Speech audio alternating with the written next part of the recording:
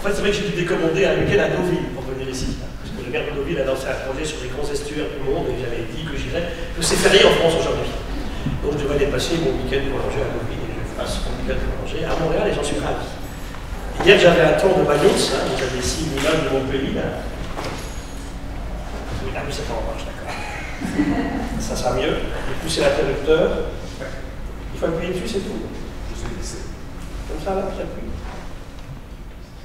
C'est bon. Voilà, ça marche, effectivement. Et puis aujourd'hui, je retrouve le temps breton, parce que j'ai vécu 20 ans en Bretagne, et c'est le temps de Montréal aujourd'hui. Voilà. Ça fait partie de la diversité aussi des systèmes. Alors moi, je suis extrêmement heureux d'être avec vous. Je remercie beaucoup aussi Charles Mathieu et puis tous les amis que j'ai ici. En plus des amis, eux, il y en a plein. Donc, je suis ravi aussi. J'aime bien les garçons aussi, mais quand même, j'ai une préférence pour les XX. Et c'est vrai qu'on a une petite histoire ensemble depuis quelque temps. D'abord, un rapprochement muséal entre une très grande institution française et une très grande institution ici canadienne, à Montréal, dans cette région du Canada. Et puis, il y a des régions d'hommes aussi, des questions d'hommes qu'on évoquait tout à l'heure. Et c'est vrai que je pense que je suis largement ici, autant au titre de président du muséum, plutôt peut-être plus de Gilles Boeuf que de président du muséum. Ça, j'apprécie beaucoup ça aussi. Parce que, bon, après tout, une fonction, on l'exerce pendant un certain temps. Je vous dis, c'est pas un métier, président du muséum, pas du tout. C'est une fonction qu'on accepte de prendre pendant un certain temps.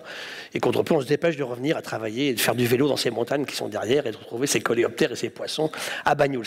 Voilà, ça, c'est Bagnols-sur-Mer. Vous montrer un peu ce que c'est. J'habite là, dans un petit village de 4800 habitants qui est là. Et qui, depuis 150 ans, a un des plus gros laboratoires de scénographie en France. Il y en a 3. Il y a Villefranche, près de Nice, il y a Roscoff en Bretagne, et Bagnols-sur-Mer. J'ai migré il y a 14 ans maintenant pour aller m'installer en pays catalan. Moi qui suis profondément méditerranéen et bourré de gènes méditerranéens, je me retrouvais très bien en fils du soleil là-bas à Bagnols.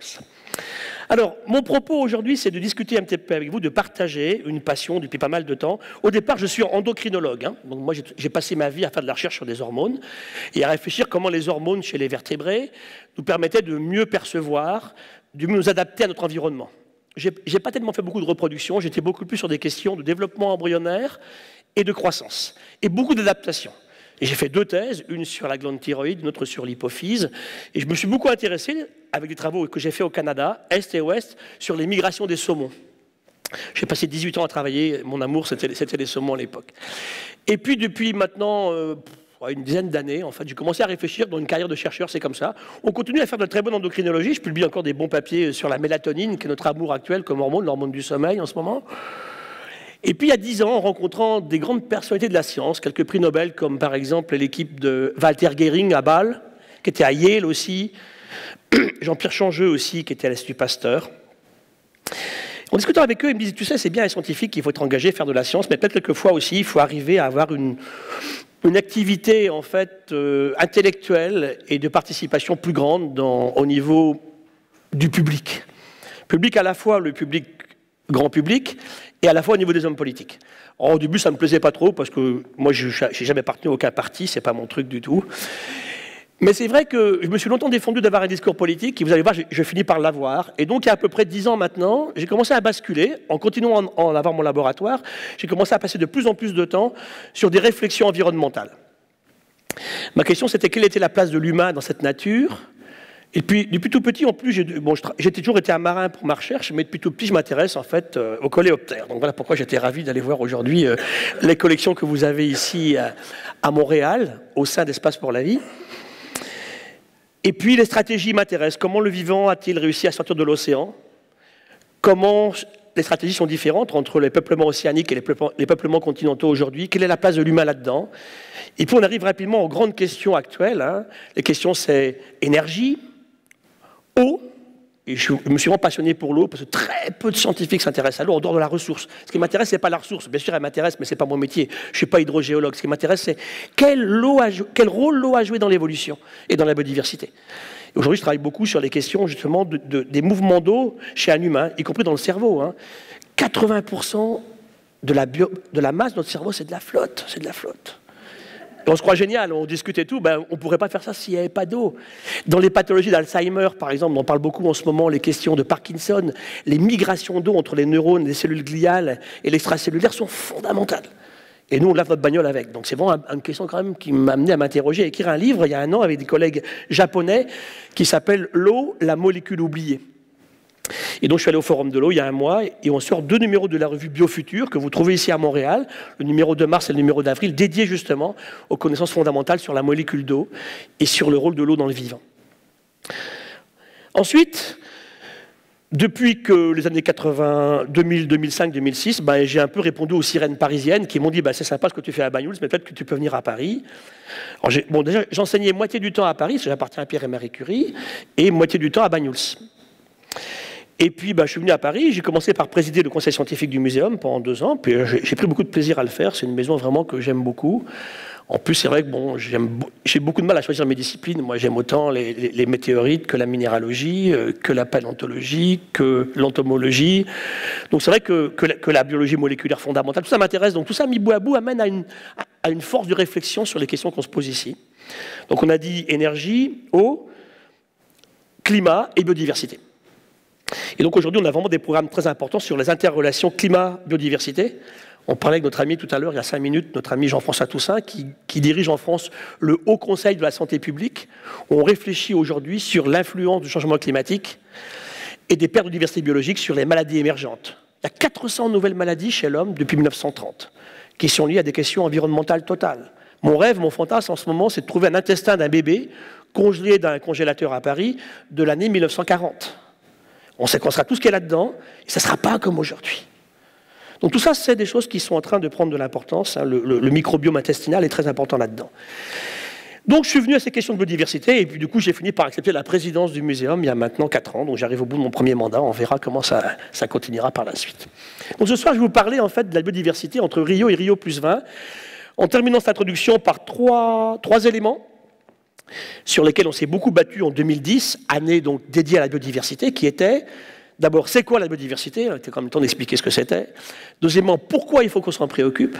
Et enfin, il fallait surtout pas s'arrêter le 31 décembre 2010. Il y a beaucoup de femmes ici dans la salle. Vous avez eu, il y a quelques années, l'année internationale de la femme. Qu'est-ce que vous avez gagné? Les talibans rentrent en ce moment à Kaboul et ils disent on ne met plus les petites filles à l'école. Voilà ce qu'on a gagné. Donc il y a un vrai travail. Nous sommes en guerre. Il faut que vous vous en rendiez compte, en fait. Et aujourd'hui, on a fini par un colloque qu'on va reprendre, et je vous y convie, ça sera les 18 et 19 janvier 2013 à Paris, au Muséum. L'humain peut-il s'adapter à lui-même? La question, elle est là aujourd'hui. Le plus grand danger qui guette l'humain, c'est l'humain. C'est pas le tsunami machin truc, ou le séisme 23, ou l'ouragan 38, c'est l'humain. Et ça, il faut bien sûr l'avoir en tête en permanence. Et je pense qu'un grand musée comme le vôtre, un grand centre de muséographie, basé sur de la vraie science, qui amène la rigueur, et qui fait aussi vibrer par l'émotion, on en a beaucoup parlé hier, doit participer à cet effort.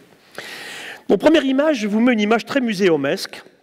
Santo 2006, 150 chercheurs, 25 pays différents, on part à Espiritu Santo, choisi dans le Pacifique Sud pour un intérêt un peu pristine. Il y avait James Cook qui était passé, les Lapita découvrent l'île il y a 3500 années, s'installent avec leurs cochons, avec leurs poulets, leurs chiens, leurs chats, et ils vont perturber les écosystèmes locaux. Espiritu Santo, c'est la moitié de la Corse en surface. 30 langues différentes, des zones très particulières. On débarque, 4 écosystèmes, le karst, intéressait beaucoup, donc les eaux souterraines. En plus, ça n'a pas été facile parce qu'ils ne rentrent jamais dans les grottes. Les grands gaillards qui étaient cannibales il n'y a pas très longtemps, ils ont une terreur panique des grottes, parce qu'en fait, le type, il imagine rentrer entièrement dans un sexe féminin, et ça le terrorise, ça. Alors, les quelques-uns qu'on a convaincus de rentrer dans les grottes, ils sont rentrés comme ça. Je me croyais à un match de football, en fait, quand on tirait le coup franc, en fait. Il y en a 2 qui ont accepté de rentrer dans la grotte, mais ils sont rentrés comme ça. Ensuite, la mer, évidemment, moi je suis un marin, donc bien sûr les écosystèmes côtiers, la forêt pristine, et ça a été vraiment la forêt pristine, on a vraiment failli mourir de faim. Il y a un type qui a tué une vache sauvage à un moment, sinon on crevait de faim, parce qu'on était à 2 jours de la première côte, on n'avait rien à bouffer. Il a plu sans arrêt pendant les 4 mois, il a plu tout le temps. Ça fait de la belle forêt primitive, mais c'est pas très marrant, à traquer nos coléoptères là-dedans. Et enfin, bien sûr, toute la partie des jardins qui m'intéressait beaucoup aussi. Donc la forêt, la mer, le karst et les jardins. On a regardé un petit peu ces relations entre l'humain et la nature dans une petite île perdue entre les Salomon et puis les Fidji. Alors là, c'était tellement nouveau qu'on décrivait jusqu'à 60 espèces nouvelles par jour.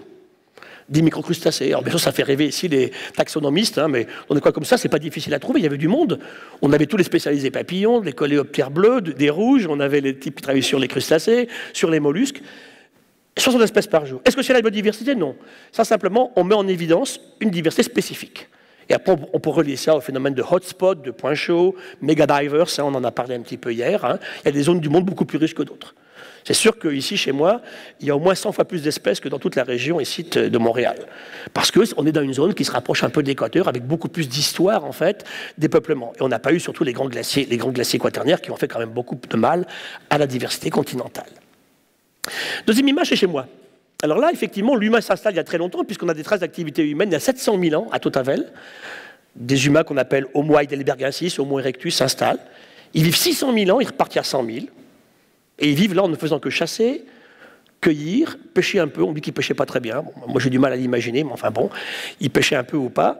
Et comment on vit 600 000 ans sur un tel écosystème tout petit sans le détruire? La réponse des préhistoriens est immédiate. Ils sont 20 maximum à chaque fois. Quelques hommes, quelques femmes, quelques enfants. Et à 20, ils partagent pour survivre. Et le fil rouge de mon exposé, c'est que nous sommes 7 milliards et on ne partage plus. Et ça, sérieusement, c'est vraiment le problème que nous rencontrons aujourd'hui. Et bien là, si je compte les espèces vivantes, c'est assez nul. Bon, quand on regarde bien, on va un peu plus haut dans les forêts, c'est génial. Hein. On a une petite forêt ici qui est une réserve naturelle, la forêt de la Massane, dont je m'occupe.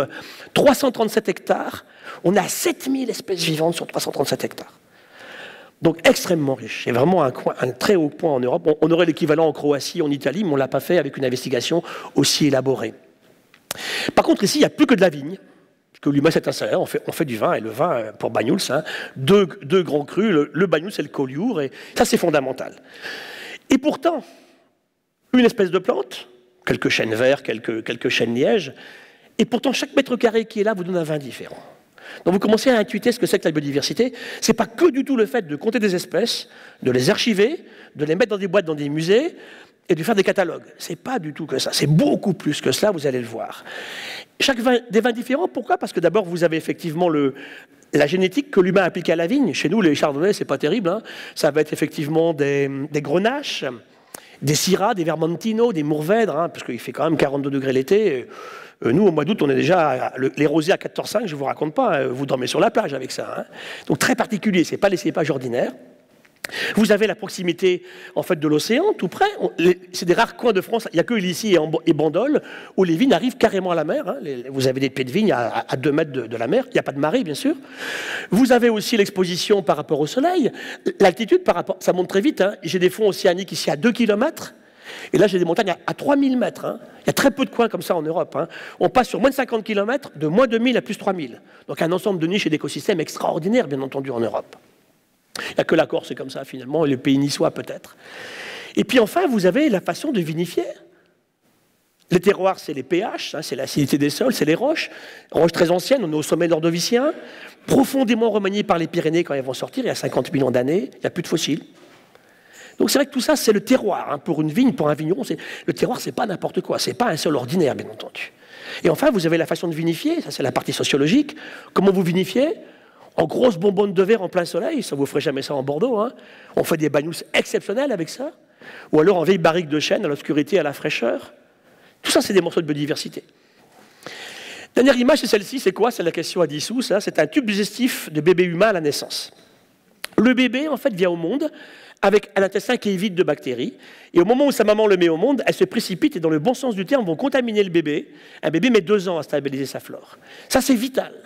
Ça vous montre comment l'humain n'est pas du tout un être unique. Chaque humain dans la salle, moi compris, vous aussi, on a un ensemble très complexe de millions d'organismes. Nous avons plus de bactéries en nous, 1000 fois plus de bactéries que de cellules humaines. Je compte tous vos globules rouges, tous vos chondrocytes, tous vos cellules musculaires, tous vos adipocytes, on en a toujours un petit peu, vos gamètes. Hein, vous avez beaucoup plus de bactéries que tout ça. Nous sommes un fragment de diversité biologique. On ne peut pas vivre sans. Quand ce bébé met 2 ans à stabiliser une flore, c'est vital pour lui.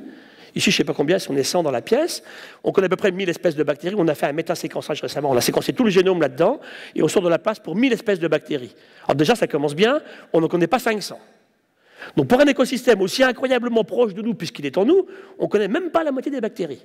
Deuxièmement, ces bactéries, elles sont fondamentales, et 2 à 2, avec ma copine ici en face, là, avec Charles Mathieu, j'échange environ 180 espèces sur les 1000 connues. Donc chacun a sa flore. Et on vit avec. Et si jamais on y touche, vous allez vraiment très mal. Et quand je parlais des maladies nouvelles émergentes, on le voit sur les maladies auto-immunes. Récemment, on a fait des séquençages massifs au niveau intestinal. On travaille sur des gènes, nous, qui sont des gènes de support de l'immunité. On en connaît à peu près 200. On se rend compte comment ils sont perturbés par ces écosystèmes bactériens qui changent en permanence. Tout ça, c'est la biodiversité. Alors, l'histoire a commencé dans l'océan, il y a à peu près 3,9 milliards d'années. Et aujourd'hui, quand on regarde l'océan, on se rend compte qu'en surface, c'est plus des 2 tiers de la surface de la Terre. En volume offert à la vie, c'est 90% ou plus. Et pourtant, dans l'océan, on ne connaît que 13% des espèces vivantes. Ça veut dire que c'est intéressant. On a le plus grand volume offert aux vivants. La vie ne commence que là. Et aujourd'hui, il reste 13% des espèces dans l'océan. Ça, c'est une question qu'on pourra se poser aussi au cours de l'après-midi. Si je regarde les animaux, sur les 31 phyla animaux connus, 12 n'ont jamais quitté l'océan. Il n'y a pas de phyla terrestre, il n'y a pas de phylum terrestre. Tous sont apparus dans l'océan. La vie sort de l'océan. La vie va déjà déterminer tous les grands faits du vivant avant que la vie sorte de l'océan. Et après, c'est une question d'adaptation aux milieux continentaux. Mais l'apparition du noyau de la cellule, tout ça, ça se fait dans l'océan. La capture des organites, la sexualité apparaît dans l'océan. La pluricellularité apparaît dans l'océan ancestral. Alors, si je compte en espèces maintenant, 2 grands milieux, l'océan, moins de 300 000 espèces connues aujourd'hui déposées dans les musées, et le terrestre, 1,7 million d'espèces. En gros, aujourd'hui, on a 2 millions d'espèces connues. Alors bon, on peut discuter sur le chiffre. Hein. Je mets tout, hein. Virus, bactéries, protozoaires, champignons, plantes et animaux. 2 millions. Ce matin, on disait entre 1, 3 et 2, ça dépendait.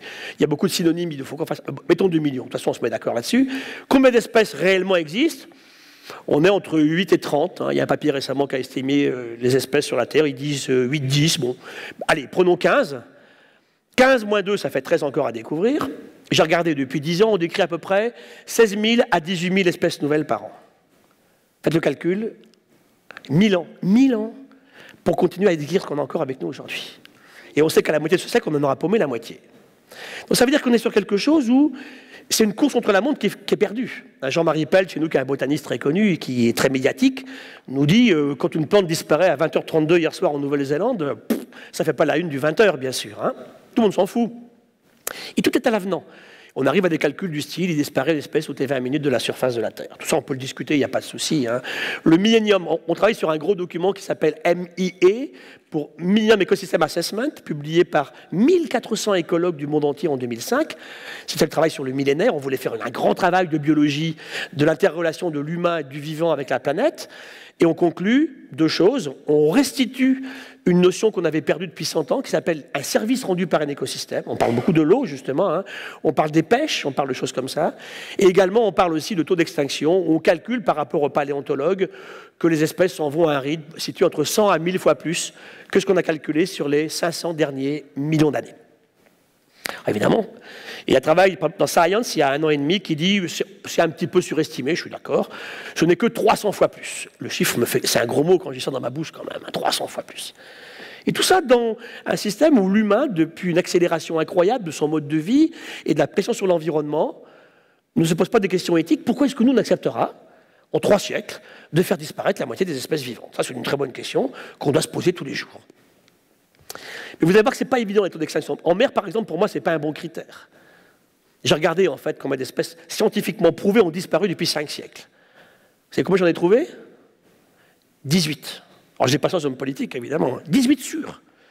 Et dans les 18, il y a des trucs, évidemment, il y a la grosse vache de mer qui vivait pas loin d'ici, l'autre côté, hein, en mer de Bering. Il y a un phoque qui a disparu, il y a 6 ou 7 espèces d'oiseaux marins. Donc ça veut dire que c'est très difficile, il faut être très présomptueux pour un scientifique pour dire que telle espèce a disparu en mer, à part ces grosses bêtes que j'évoque ici, bien sûr. C'est très difficile. Sur une rivière, sur un bout de forêt, on arrive à dire, là, c'est pas simple. Donc le taux d'extinction, pour un marin, c'est pas un bon critère. Par contre, le dramatique effondrement des stocks, ça oui. Vous avez un merveilleux exemple au Canada, c'est la morue. 500 années de pêche à la morue en harmonie avec tous les pays riverains de l'Atlantique Nord. Alexandre Dumas avait écrit un texte où il disait, je ne savais pas qu'il aimait les morues, Alexandre Dumas, je trouvais ça en fait, hein, je vais à pied en marchant sur le dos des morues de Brest à Terre-Neuve. Faites ça aujourd'hui, vous allez vous mouiller largement au-dessus du genou, hein, je peux vous garantir. Hein. Et la morue, elle est partie. Elle est partie quand? Il y a 20 ans. La morue était encore là en 80. En 90, les chalutiers industriels dans la région, ici, hein, vont tout détruire. Et la nature a horreur du vide. Donc ça veut dire que la morue partie a été remplacée par autre chose. Et ça pose des problèmes considérables. Ça a été 40 000 emplois de perdus ici dans le Canada-Est, en fait, sur la pêche à la morue. Donc ça veut dire que rien n'est jamais gagné. Alors pour décrire la biodiversité et terminer en disant c'est quoi, je dirais simplement que pour moi c'est la fraction vivante de la nature. Le mot n'est pas synonyme de nature. Il y a nature sur la Terre depuis le début. Il y a des tsunamis, il y a des séismes, il y a des volcans, il y a des marées, il y a des vagues, mais il n'y a pas de vivant. La biodiversité démarre le jour où la première cellule, le fameux LUCA, démarre dans l'océan et se divise. Au début, il est tout seul, il n'y a pas de biodiversité. Il se coupe en deux, il se clone, et hop, là, ça part. Et là, on fait à l'infini des filles, de filles, de filles à l'infini. Si je ne suis pas assimilé à une fille, une cellule qui se divise en deux au début. Hein. C'est pour faire une image, mettre ça avec 3 guillemets de chaque côté. On fait du clonage. Et quand la fille est la copie de la maman, c'est pas génial pour créer la diversité biologique non plus. Vous allez voir, sans aucun dessin du tout, ça a été inventé par personne, la nature va commencer à modifier un peu sa façon de faire. Tout à fait par hasard dans l'océan ancestral. Donc, la biodiversité, c'est la partie vivante de la nature. Alors voilà la biodiversité pour un Français. Ça, c'est parfait. Et j'ai emprunté ça à l'IFB, est-ce qu'on sait la biodiversité? Que serait un Français sans son pinard, son fromage et son pain? Rien du tout. Alors vous savez, j'ai un succès quand je montre ça en Chine ou en Patagonie, ça marche bien évidemment, ou même aux États-Unis. Hein. Ça, c'est des fabuleux morceaux de diversité biologique. En fait, on en fait depuis toujours sans savoir. Hein. L'humain fait des fromages, ça fait quelques millénaires. On fait du vin, on fermente des produits avec des levures, avec des bactéries. Quand vous gratouillez les croûtes de fromage de Cantal, ça grouille d'acarien. Je montre souvent ça à mes étudiantes. Et mes étudiants, c'est pareil, les mecs, c'est pareil. Alors, pendant une semaine, ils n'en mangent plus, puis c'est tellement bon qu'ils recommencent à en manger une semaine après. Hein. Ça grouille de bestioles. C'est ça. Et nous sommes en fait, et on est beau quand même, je vous rassure, hein. Amusez-vous un jour à gratouiller votre lit le matin, même les draps bien propres, et à regarder sous une binoculaire s'il grouille dans votre lit quand vous vous réveillez le matin. Nous sommes immergés dans des machins poilus avec des rostres pas possibles, effrayants, agrandis, mais c'est ça l'humain. On ne peut pas se passer de cela. Ça, c'est absolument vital. Alors qu'est-ce qu'on va faire là-dessus? Sur les 2 millions d'espèces connues, on va en choisir quelques-unes, et ça c'est un choix de l'humain. Ma copine, la vache. 1 milliard de vaches. Énorme problème. Une vache, ça pèse plus que 7 humains, donc il y a plus de biomasse de vaches que d'humains sur la Terre. Et ça pète et ça rote, et ça crée d'énormes problèmes divers et variés. Et quand on calcule qu'une vache, chaque kilo de vache que vous mangez, c'est 150 mètres cubes d'eau qui ont été utilisés pour faire la vache, vous commencez à vous poser des questions, effectivement. Déjà, mangez beaucoup moins de viande, vous porterez beaucoup mieux, vous serez bien plus beau. Un petit peu. L'humain est un peu carnivore, mais pas tant que ça.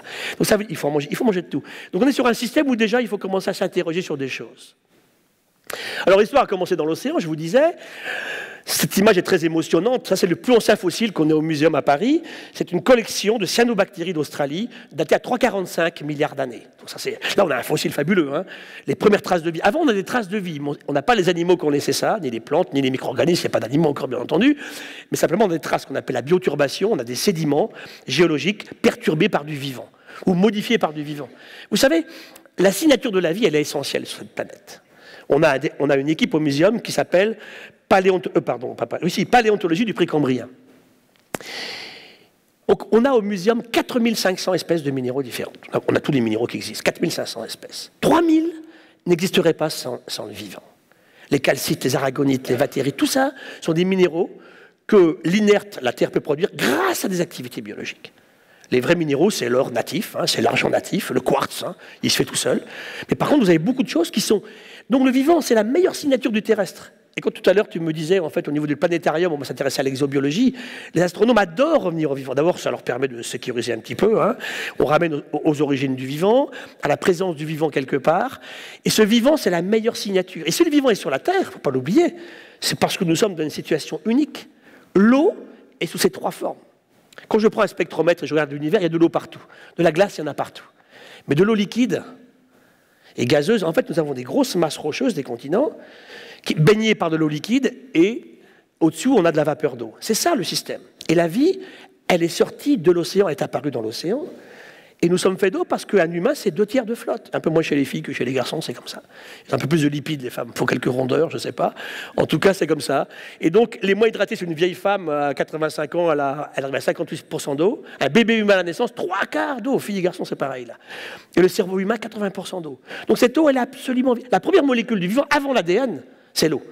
On ne peut pas imaginer de vie sans eau. Donc, déjà, pour chercher de la vie, avant de chercher l'ADN, voyons s'il y a de l'eau. Donc c'est parti, et voici l'actuel. Ça, je vous l'ai ramassé dans une flaque d'eau tout à l'heure en me promenant, en revenant du sandwich de midi, là.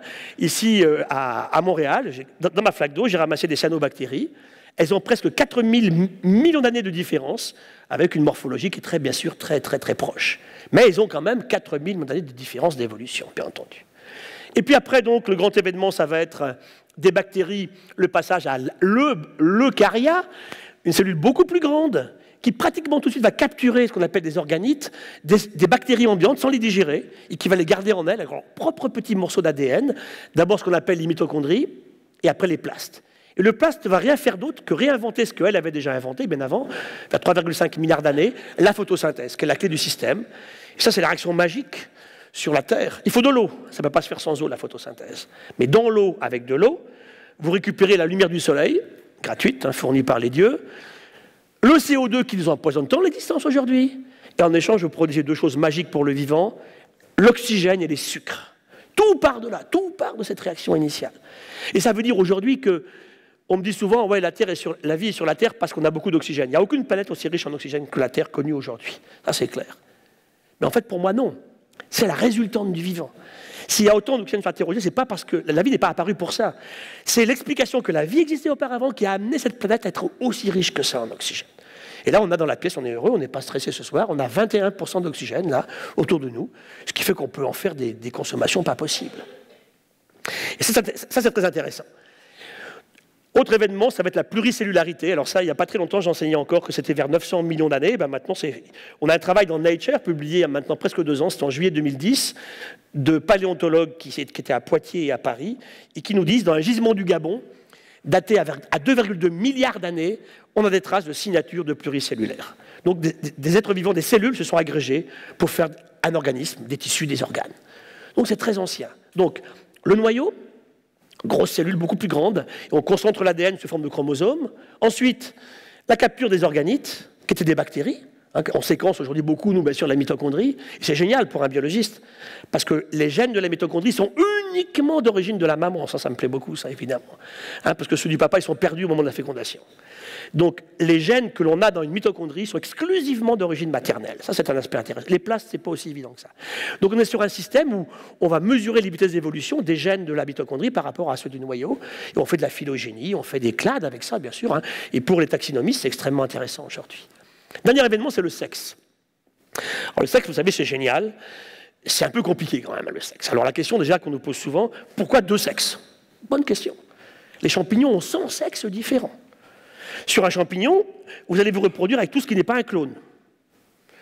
Il y a plein de bêtes très évoluées, y compris des vertébrés qui font tous sans mâle. Les femelles, on ne peut pas s'en passer, ça c'est clair. Ça. Donc on fait sans mâle.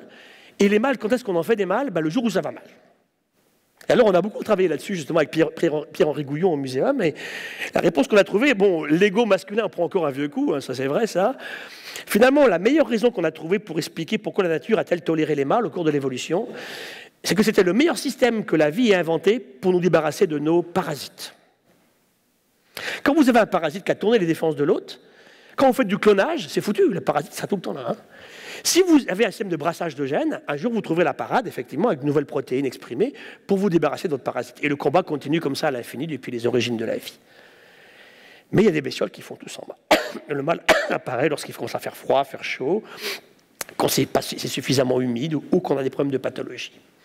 Donc, en tout cas, par hasard, ce sexe permettra aux vivants d'inventer la plus puissante machine qu'on a imaginée pour faire la diversité biologique. Nous sommes tous uniques. On peut avoir des frères et sœurs et pas avoir de gènes en commun. On est absolument uniques. Il n'y a que les jumeaux vrais issus du même ovocyte qui sont très semblables. Et ça, c'est intéressant parce que ça relance tout le débat autour de la particularité de cette diversité qui, au cours de l'évolution, bien sûr, s'est mise à changer considérablement. Et dès le moment où le sexe apparaît dans l'océan, vers 1,5 milliard d'années, tout va changer. Alors, la vie sort de l'océan, ça c'est important. Alors d'abord, plusieurs fois. Je ne parle pas de la sortie des océans, je parle des sorties des océans. Première remarque, pourquoi la vie sort de l'océan? Il n'y a aucune réponse scientifique à une question comme ça. La vie, on n'a rien à faire du questionnement humain. D'abord, ils ne savent même pas que l'humain existerait un jour à ce moment-là. Elle sort de l'océan. Il ne faut pas imaginer une bête qui sort à tête de la mer, qui regarde les beaux écosystèmes terrestres, qui se dit « mais c'est génial, c'est vachement beau en face. » là, hein. Et en plus, il y a des grosses dents derrière qui le poussent. Ça ne s'est pas passé comme ça du tout. Pensez à ces méduses qui sont rejetés par une vague sur la plage depuis des centaines de millions d'années, eh bien, ça s'est passé des milliards de fois. Eh bien, les méduses ne sortiront pas de la flotte, elles ne peuvent pas de toute façon. Par contre, à la question à laquelle je peux répondre, comment la vie fait, pour ça je sais répondre à ça, c'est mon travail, et je sais répondre à la question aussi, pourquoi au début chez les animaux, il n'y a que 2 groupes qui savent sortir, les arthropodes, qui donneront nos chers insectes plus tard, ils ne sont pas encore là, et puis les vertébrés. Les mollusques le feront plus tard, hein, les escargots. Au début, il n'y a que ça qui sort de l'océan. Et quand vous regardez les diversités marines et terrestres, elles sont très différentes aujourd'hui. Sur Terre, vous avez surtout des vertébrés et des arthropodes. Dans l'océan, vous avez des tas de groupes inconcevables sur Terre, en fait. Hein. Quand je vous dis, il y a 12 phyla, les échinodermes, vous les connaissez bien, les oursins, les étoiles, les concombres de mer, ne sont jamais sortis de l'océan. Et ils ont 570 millions d'années. C'est fabuleux. Et ça, je peux vous dire pourquoi ils ne sauront pas le faire, et ils ne sauront pas mieux le faire demain qu'ils n'ont pas pu le faire hier. Donc ça, on avance tout doucement un petit peu là-dessus, et ça relance les questions sur les crises. Alors, on sort de l'eau, mais quelle bestiole, hein. Vous avez ici Arthropleura, un grand mille-pattes, vous avez des scorpions 2,50 m. Il y a un peu les bestioles, il n'y a pas de prédation par des vertébrés. Alors, je vous rassure, ils ne passeront pas la 3e grande crise d'extinction, ces trucs. Hein. Donc, ils ne sont pas arrivés à nous aujourd'hui. Mais dans les forêts du Carbonifère, ils sont là, et puis on commence à avoir de la biomasse, comment dirais-je, végétale. Les végétaux permettront aux animaux de sortir des océans à cette époque-là. Plusieurs fois, sous différentes formes, à différents moments, autour de 450 millions d'années. Bon, remarque aussi immédiate, la vie sort de l'océan, il n'y a que 10% du temps. Donc vous voyez, c'est quand même intéressant. La vie a été à un moment exclusivement océanique. Et pendant 110 millions d'années, on a le même nombre de fossiles marins et terrestres. Et il y a 110 millions d'années, ça change. Aujourd'hui, il y a 7 fois plus d'espèces terrestres que marines. Ça, c'est une question intéressante, bien sûr. Alors ça n'a pas été un long fleuve tranquille. Hein. On compte ce qu'on appelle les grandes crises d'extinction. Alors les géologues en ont trouvé 60, hein. C'est pas uniquement 6. Mais en gros, on prend les grandes et on dit on a eu 5 de connues. Depuis 570 millions d'années, 1, 2, 3, 4 et 5. Et je parlerai un petit peu de la 3e et de la 5e. La 3e, il y a 245 millions d'années, 96% du vivant s'éteint. Et là, on voit que la vie, ça a vraiment été le rat de la culotte, hein, si je peux parler comme ça. Les oursins, j'aime bien les oursins. 700 espèces d'oursins connues aujourd'hui sur la Terre. On les connaît assez bien, les oursins. Il y a encore des profonds à découvrir. 700 espèces. Il y en avait au moins autant dans les gisements du Paléozoïque. 4 passent du Permien au Trias. Ça veut dire que les 700 oursins actuels sont tous repartis de 4 qui ont le bon goût de continuer à exister lors de la grande crise Permien-Trias. Et là, on a pu mesurer, grâce à des travaux du muséum, entre autres, on a des sondes moléculaires, on fait des choses fabuleuses, et des sondes comme la NanoSim qui nous permettent d'aller mesurer des niveaux d'isotopes d'oxygène et d'hydrogène dans des roches très anciennes. Aujourd'hui, on est capable d'allumer une cellule dans une roche à 2 milliards d'années. On sait faire ça. C'est absolument fabuleux. Et là, on démontre qu'il y a eu un effondrement de l'oxygène et une très grande augmentation du CO2, à la fois dans l'eau de mer et dans l'air, à cette époque-là. Ce gisement est en Chine. Sylvie Kraska y travaille avec les collègues chinois. On est au Permien, il y a beaucoup de fossiles. On est au Trias, il y a beaucoup de fossiles. Là, il y en a un peu, là, il y en a un peu. Et la couche bleue, là, il n'y a rien. La vie a vraiment failli disparaître. Et c'est reparti. Cette grande crise, elle est vraiment emblématique. Alors du coup, ça a permis de définir une crise d'extinction. Dans un papier dans Nature en mars 2011, il y a un an, qui nous dit une crise d'extinction, c'est la disparition d'au moins les 3/4 des espèces vivantes, marines et terrestres, sur un temps très court. Et c'est là qu'on a la question avec l'homme politique. Un temps très court pour un géologue, c'est en 200 000 ans et 2 millions d'années. Et là, ça commence à se corser. Parce que déjà, pour un scientifique comme nous, c'est pas tellement évident d'imaginer ce que c'est qu'un million d'années. Mais pour un homme politique, c'est absolument impensable. Et je me rappelle un jour un type qui me disait, il avait un morceau de bois fossile chez lui, le type. Puis il avait fait tout, hein. Il avait fait Sciences Po, l'ENA et tout. Super bon, le mec. Hein. Les meilleurs neurones de la nation. Et il me disait, c'est très très vieux ce truc, c'est vachement vieux. D'ailleurs, je le garde sur la feuille parce que c'est vieux. Tu sais, ça a au moins 100 ans. Ça avait 30 millions d'années. Donc là, du coup, je me dis, comment on communique là-dessus? C'est pas tellement évident. Alors, les petits gamins, vous leur racontez ça les embête pas, les gamins qui viennent... Oui, j'ai 3 petites filles, elles me racontent des millions d'années, ça leur fait pas peur. On discute de ça. Maintenant, pour se rendre compte de ce que c'est quelque chose vraiment... Ça demande une spiritualité, quand on discute avec Mauricio là-dessus, très particulière. Et c'est là que, en fait, des événements totalement improbables vont finir par se passer. Parce que les temps sont incroyablement longs. Et ça, l'humain a beaucoup de mal à admettre ça. D'ailleurs, on parle des insectes. Et je disais, en fait, non seulement il y a l'aspect d'échelle qu'évoquait Charles Mathieu, mais il y a l'aspect de temps aussi. Ils vivent très peu de temps. Même ceux qui vivent le plus longtemps, je crois, 17 ans chez un insecte, c'est fabuleux, c'est un record. Ça veut dire qu'on est sur un système où l'échelle et le temps sont tout à fait à prendre en cause en permanence. Comment prend-on le temps? J'ai le temps, je ne prends pas le temps, comment on mesure le temps? Ce sont des questions qui sont essentielles dans nos relations avec l'histoire du vivant depuis le démarrage. Ça, c'est important. Et une vie humaine, ça dure chez la femme française en ce moment 84 ans en moyenne, et chez le garçon français 78 ans. C'est à peu près pareil à Montréal aujourd'hui. Mais ce n'est pas acquis. L'an dernier, pour la première fois, les femmes américaines ont perdu 3 mois d'espérance de vie. On n'est pas sur des systèmes qui vont sans arrêt continuer à augmenter. On arrive partout aux asymptotes. Et c'est là, justement, que l'écologue, le philosophe, le sociologue, tout ce dont on a besoin, le physicien, le chimiste aussi, ont besoin de réfléchir ensemble sur ces questions-là. Encore une fois, pas pour désespérer les gens. On n'est pas sur un système de catastrophisme total, mais on doit informer qu'il se passe des choses en ce moment qui ne sont pas du tout, effectivement, soutenables. Je préfère ça au terme de durable. Là, vous avez un papier anglais publié en 2003 dans Trends, in Ecology and Evolution. Le papier est simple, ça s'appelle « How to kill almost all life ». Avec ça, le débat est lancé. Hein.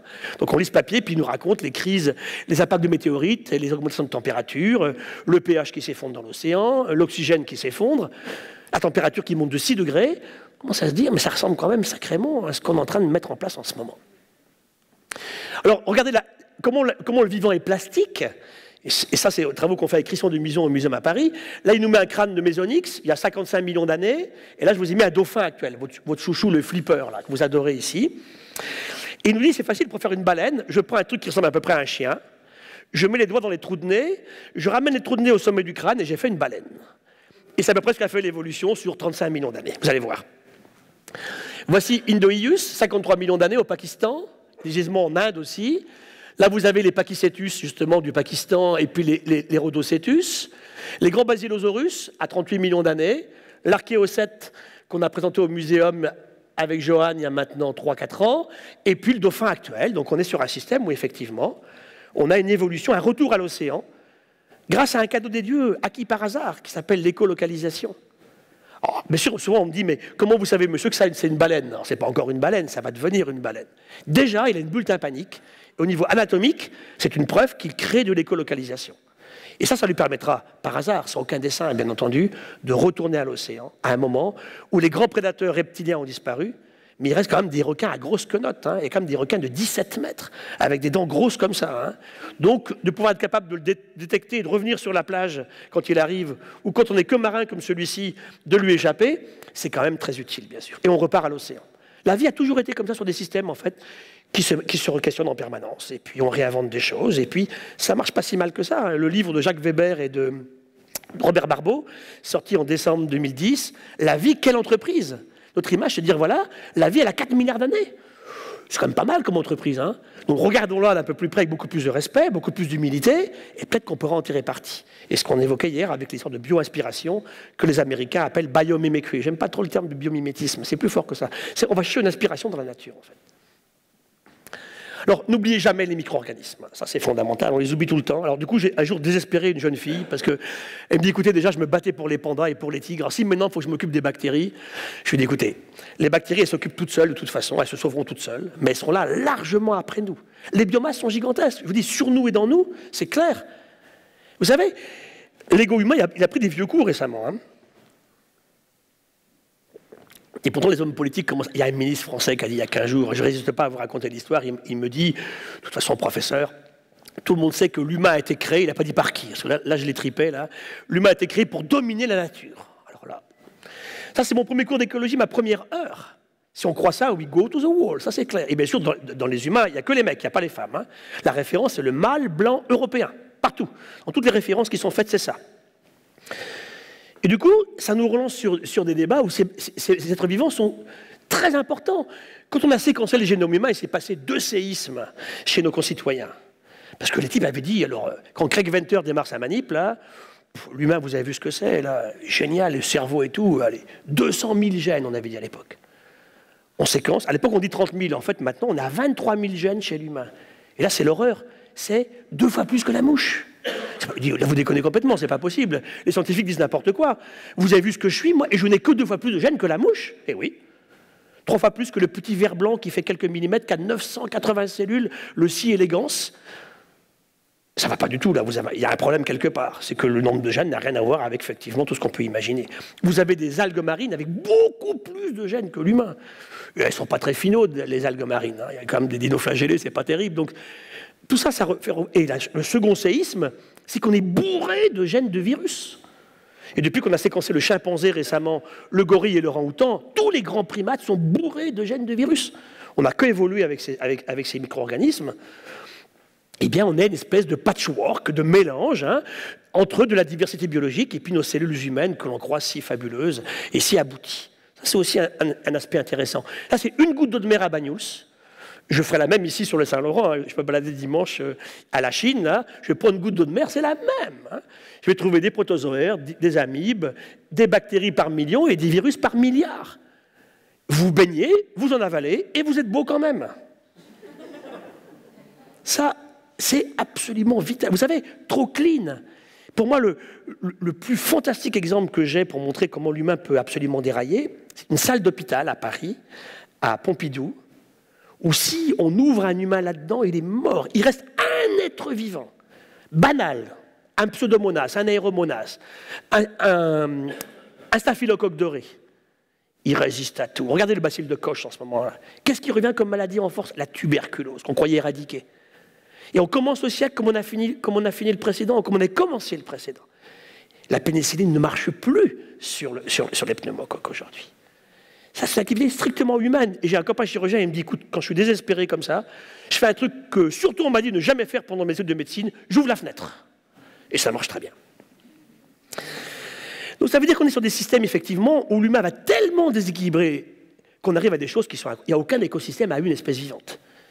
Parce que celui qui est là, il y a quand même une histoire à Paris monstrueuse près du Muséum, à 100 mètres du Jardin des Plantes, il y a 2 ans, où des braves gens, en passant devant une bouche d'aération de l'hôpital de la Pie-Salpêtrière, qui est le plus grand hôpital d'Europe, sont morts en respirant des bactéries, des Legionella, qui étaient résistantes à tout. Le type, il est passé devant au mauvais moment, en fait. Donc vous voyez que... Et ça, c'est totalement une activité d'Homo sapiens. On crée ces êtres vivants dans des conditions totalement non naturelles. Et j'aime pas dire humain et naturel, parce que pour moi, l'humain est dans la nature. Je dirais humain et non humain, c'est clair. Donc ça, c'est fondamental, et c'est la grande biomasse de la planète, elle est là, en fait, aujourd'hui.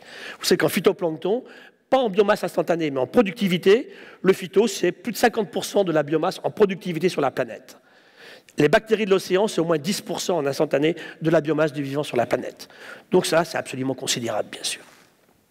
Alors cette diversité est très mal répartie, un travail sorti dans Nature par une équipe de biologistes de la conservation en 2000, c'est l'équipe de Myers qui nous dit, en fait, le vivant est surtout réparti entre 17 degrés nord et 17 degrés sud. 90% du vivant se trouve sur moins de 10% de la surface des terres émergées. Ça, c'est un aspect intéressant aussi. Alors, du coup, ça fait fantasmer beaucoup. Les gens ont dit, ben, moi je mets 20 millions de dollars par kilomètre carré, je sauve la nature, alors évidemment ça ne sera pas au maritime, à Montréal, mais je vais aller en forêt tropicale amazonienne, en Asie du Sud-Est ou en Afrique.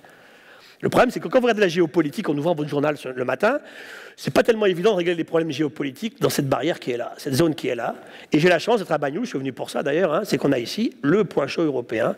Et je vous dis, la forêt de la Massane, c'est 7000 espèces vivantes sur 300 hectares. Toute la mer Méditerranée, c'est 17 000 espèces connues. 300 hectares de forêt, 7000 espèces. Donc c'est vrai que vous avez par exemple en arbres, je prends les arbres dans le monde, toute l'Europe, de Brest à l'Oural, il y a 127 espèces d'arbres.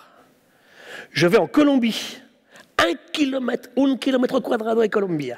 Je vais trouver 700 espèces d'arbres. Et sur un arbre de Colombie, j'ai 700 espèces de coléoptères qui habitent dessus. Ah, ça relance la question, bien sûr, qu'on nous pose souvent, nous écologues, quelle est la valeur de l'espèce?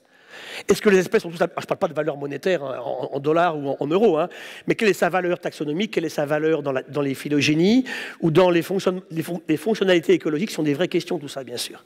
Et ça, on n'a pas tellement les réponses. Puis vous savez comment ça se passe, vous enlevez un arbre, vous ne voyez rien, puis un deuxième, puis un troisième. Et vous enlevez le 1323e et tout collapse. Ça, c'est très compliqué. On ne sait pas prévoir ces systèmes-là. Le fractionnement des écosystèmes est vraiment un gros problème sur ces milieux particuliers que j'évoque ici. Alors, Différence marins terrestres, c'est un papier que j'ai publié l'an dernier, ça, après un colloque au Canada, qui était sur, justement, un questionnement sur stratégie marine et terrestre. Et c'est vrai que quand on regarde aujourd'hui l'actuel, 5 à 7 fois plus d'espèces sur les continents que dans les océans, et c'est récent dans l'évolution. Je venais de vous dire tout à l'heure que la vie, au départ, était qu'océanique.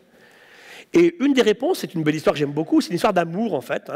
C'est la coévolution entre les plantes à fleurs et les insectes. Aujourd'hui, 250 000 espèces connues sur les 2 millions connus, sont des pollinisateurs. Alors ça relance l'intérêt pour votre futur musée de mettre ça en valeur, hein, parce qu'il y a quelques oiseaux qui pollinisent, il y a des chauves-souris qui pollinisent, j'ai même trouvé des petits mammifères qui pollinisent, il y a même des poissons qui pollinisent, des plantes supérieures dans l'océan, en Méditerranée, mais c'est quand même bien sûr les insectes, qui existaient déjà avant, hein, ça peut être par exemple des hémiptères, des orthoptères, des coléoptères, mais surtout des groupes nouveaux qui apparaissent à l'époque, les hyménoptères, hein, nos abeilles, nos fourmis, nos bourdons, et les papillons qui apparaissent aussi. Il n'y a jamais eu autant d'espèces de papillons qu'en ce moment. Je ne sais pas pour combien de temps, hein, mais on est au maximum des papillons qui ont vécu sur la Terre en nombre d'espèces aujourd'hui. Mais l'homme, alors c'est vrai que l'homme crée des conditions aujourd'hui fabuleuses pour faire apparaître les espèces. La nature, en fait, Gould disait, dans les équilibres ponctués, il se passe des grands moments dans l'évolution, il ne se passe rien. Alors, les milieux ne bougent pas, et brusquement, à d'autres, tout se passe. Et tout se passe quand ça bouge. C'est quand l'environnement change que la nature est forcée à réagir, elle est agressée et répond par la spéciation. Et beaucoup d'espèces apparaissent à ce moment-là. Et c'est vrai que l'océan est très stable. Donc l'océan, depuis 100 millions d'années, l'océan a le même pH, la même acidité, la même pression osmotique, le même sel, la même température au large. C'est très, très stable. Sur Terre, dès qu'on sort, en fait, d'ailleurs, si je vous bande les yeux tout à l'heure en sortant, vous allez vous cogner à quelque chose. Vous allez vous cogner au banc, à la marche, à la copine, je ne sais pas moi, au mur. Dans l'océan, pour les milieux pélagiques, vous ne vous cognez jamais. J'ai raconté l'histoire de mes femelles de grand thon rouge. Je prends les femelles parce qu'elles sont beaucoup plus grosses que les mâles. Elles font 400 kilos, elles ont 23 ans. C'est l'âge de mes étudiantes. 400 kilos. Elle n'a jamais vu une barrière matérielle, jamais. Elle n'a jamais vu un fond d'océan, elle n'a jamais vu une barrière rocheuse, hein, pour les gens qui font des rochers, parce qu'elle a trop peur d'approcher de la côte. C'est la liberté totale. On pense au plancton, mais pensez à ces grands poissons, et elle nage à 120 km/h. Un grand espadon ou un grand voilier. C'est fabuleux. On n'a jamais vu de barrière matérielle. Ça, c'est la vie océanique, pélagique dans l'océan. C'est absolument unique. Pensez un petit peu à ça. Hein. Sur Terre, on se connaît en permanence. Il y a beaucoup de niches, beaucoup de barrières en permanence. C'est ça qui a créé effectivement des conditions pour que les espèces explosent en nombre. Et donc on voit les histoires effectivement de coévolution entre les plantes et les animaux. Ça sera autre chose à mettre en valeur chez vous. Alors après, on se pose des questions sur les densités, on se pose des questions au niveau des stratégies sur les espèces rares. C'est quoi une espèce rare? Est-ce qu'elle est rare vraiment? Est-ce que c'est parce qu'on ne sait pas la mettre en évidence, qu'on ne sait pas la chercher? Tout à l'heure, mon ami entomologue me disait, il me montrait une petite pète du Canada, en me disant, depuis qu'on a compris où elle vit, on sait aller la chercher. Mais avant, on ne savait pas la trouver, ça c'est clair. Et puis enfin, vous avez des questions sur l'endémisme qui sont fondamentales. Ça m'a beaucoup intéressé, ça. Je continue à publier beaucoup là-dessus, des papiers de synthèse. Je suis allé à Clipperton il y a quelques années. Un petit îlot perdu au large des côtes du Mexique appartient à la France. Alors ça permet à la France d'avoir un énorme territoire marin qui lui appartient. Tout le monde bombe de torse. On est incapable de faire respecter quelque loi ce soit au large de Clipperton, mais c'est comme ça. Et bien à Clipperton, il y a 4 mérous qui vivent à Clipperton. Comme notre île est tellement loin, ils vivent que là. Mais ça fait quand même quelques dizaines ou centaines de kilomètres carrés. Et j'ai une petite grotte, j'en parlais tout à l'heure avec Stéphane, près de Banyuls, où j'ai un petit trécus qui vit sur 300 mètres carrés. C'est impossible en mer, ceci. En mer, dès le moment où vous allez mettre des gamètes, du sperme ou des ovocytes, ou des larves, ils sont dispersés par les courants marins. Ce qui veut dire qu'on va avoir en mer un endémisme beaucoup, beaucoup plus limité que sur les continents. Et voilà pourquoi c'est une autre raison pour laquelle sur les continents, il y a beaucoup plus d'espèces que dans les océans. Dernier point là-dessus, alors ça, je n'ai pas la démonstration, mais je m'applique à le faire avec le Cointre Muséum en ce moment. On regarde dans les séries fossiles. Parce que c'est ce que je dis là est vrai. Le corollaire immédiat, c'est que les espèces marines, beaucoup moins nombreuses, devraient vivre beaucoup plus longtemps. Et ça, on regarde ça en ce moment, et ça semble assez réel. C'est-à-dire qu'une grosse bête, un papillon, un oiseau, un reptile, ça vit à peu près 2 à 3 millions d'années dans les séries fossiles, alors qu'en mer, on vivrait 8 à 10 millions d'années. Beaucoup moins d'espèces qui vivent beaucoup plus longtemps, parce que le milieu change beaucoup moins que sur les continents. Théorie à vérifier, hein, ça, quand je l'aurai publié, je viendrai vous le raconter pour savoir si c'est vrai. Ça, c'est une hypothèse. Alors voilà, ce qu'on travaille aujourd'hui, c'est ça. Et la relation avec le public et les hommes politiques. La biodiversité, c'est ça. Alors on dit que c'est des espèces remarquables. Je ne suis pas d'accord. Des espèces remarquées par l'humain. La nature a peut-être des espèces pour emmerder l'humanité, hein, qui les piquent, qui bouffent du sang, et des espèces en fait qui sont belles à regarder. La nature s'en fout, mais l'humain en a remarqué quelques-unes. Et effectivement, là, au Canada, hein, les ours polaires, les loups, le condor, il n'est pas très canadien, c'est plus au sud, mais j'aurais pu prendre un bel aigle canadien. Ça, ok. Donc elles sont remarquées. C'est les emblèmes des ONG. Hein, moi, je discute avec eux, ils me disent, tu comprends, moi, si je veux vendre la limace des Galapagos, je n'aurai pas de sous, je n'aurai pas de gens qui vont voter pour moi, donc je prends le loup, je prends le tigre au WWF et je prends la baleine. Très bien, je ne suis pas contre. Mais ce n'est pas un argument scientifique, ça. En fait, ce n'est pas ça que je veux sauver. Ce qu'on veut sauver, c'est ça. C'est le vrac. C'est ce qu'on appelle la nature générale ou nature ordinaire. Et encore, là, j'ai un peu forcé le trait en mettant une bestiole sympathique avec des beaux yeux. Hein. Mais j'aurais pu mettre la limace des Galapagos, j'aurais pu vous la mettre, hein. Ou bien la puce des Bermudes. Hein. Je ne sais pas si vous m'auriez donné mes 100 $ pour la sauver. Hein. Donc on a fait des enquêtes. On va dans la rue. Et on dit au type, combien tu me donnes pour sauver le rhinocéros à Point Bleu? Alors, quand on a écouté une conférence, allez, on me donne, en général, c'est 50 €. J'ai 50 € en général. Donc on vous donne 50 € pour sauver le rhinocéros. 50 € pour sauver l'ours polaire. Et quand je demande des euros pour la puce des Galapagos, je dis, attendez, vous n'aurez que dalle pour la puce. Le petit poisson noir, imbouffable, moche comme c'est pas possible du Colorado, mais j'ai rien. Donc il y a des vraies questions là, quand on parle justement, et ça je pense qu'il faut être extrêmement prudent là-dessus quand vous ferez ces relations entre l'humain et l'insecte. Hein. Les mondes sont tellement différents qu'il faut se méfier beaucoup d'anthropomorphisme. Ça marche très bien avec un ours, avec un chat, beaucoup plus compliqué avec une libellule. Les papillons, on a dit c'est un peu spécial, mais si on ne voit pas les papillons, c'est pas simple. Donc c'est des vraies questions qui sont posées bien entendu. Alors là-dessus, qu'est-ce qui se passe? Eh bien arrive l'Homo sapiens. Et voilà, ça c'est chez moi l'été. Donc en ce moment, Argelès-sur-Mer, 10 000 habitants. Vous venez le 20 juillet, 300 000 personnes viennent se mettre le derrière dans l'eau qui est à 24 degrés, c'est sympa. Hein, et puis on a le pastis espagnol qui n'est pas très loin, qui coûte 3 fois moins cher qu'en France, le tabac aussi, et on s'installe. Et le même type vient voir le même Hollandais dans son camping depuis 25 ans, et on passe toute l'année en mettant tous ses sous de côté pour arriver à vivre 3 semaines dans le camping d'Argelès-sur-Mer au mois de juillet, en regardant le Tour de France à la télé. Ah, c'est le fantasme d'Homo sapiens. Plus masculin que féminin d'ailleurs, hein, je reconnais. Enfin, les femmes viennent avec par amour, c'est comme ça. Ou par habitude. Donc on est sur un système où il faut qu'on se questionne sur quelque chose à ce niveau-là. Et évidemment, il y a des impacts sur les milieux, ça c'est absolument clair. Et je vous montre des images qui m'ont bouleversé, parce qu'il m'est arrivé une chose il y a maintenant moins d'un mois, je montrais ça tout à l'heure à Charles Mathieu, j'avais un fantasme, comme on en a tous. Si on m'avait dit, qu'est-ce que tu veux voir sur la Terre avant de disparaître, comme endroit, je voulais voir la grotte Chauvet. C'est le plus ancien endroit connu où l'humain a laissé des peintures de qualité exceptionnelle. 33 000 ans, c'est 2 fois plus ancien que Lascaux et qu'Altamira. Et ça faisait 10 ans que j'avais dit je veux y aller. Alors il faut savoir que pour y aller, on permet à 5 personnes 2 fois chaque année. Donc c'est un privilège fabuleux. J'avais demandé, mais j'ai essayé par les hommes politiques, ça n'a pas marché. J'avais essayé par les paléanthropologues copains, et puis de l'homme, ça n'a pas marché non plus. Et là, un coup de poing incroyable. Hein, on me dit un copain, il y va. Je ne peux pas y aller, tu y vas. J'ai fait 1000 km, hein, je suis 500 allées, 500 retours. Et j'ai passé 2 heures dans surtout le plus grand sanctuaire, en fait, de la première démonstration de la perception d'Homo sapiens. Hein. On est sur des Cro-Magnons, hein, 33 000 ans. On a 2 dates au radiocarbone. On a 26 000 et 33 000. Bien plus vieux que Lascaux et qu'Altamira, qui sont entre 14 et 16 000. Et ça, c'est donc Jean-Marie Chauvet, c'était le 19 décembre 1994, à Troyes, avec une femme, Liette, et un collègue Christian. Ils vont se balader dans une grotte de l'Ardèche. Ils rentrent alors il y a un gros trou à descendre, ça fait 300 mètres de long, hein, et ils ont des petites lampes sur le front. Ils voient rien, ils marchent dans la boue, donc ils voient leurs pieds. Et quand ils reviennent, Eliette, la femme en plus, ça me plaît beaucoup, elle remarque sur une stalagmite 2 traces rouges. Et elle aura ces mots, pour moi, qui m'ont bouleversé. Elle dira, ils sont venus.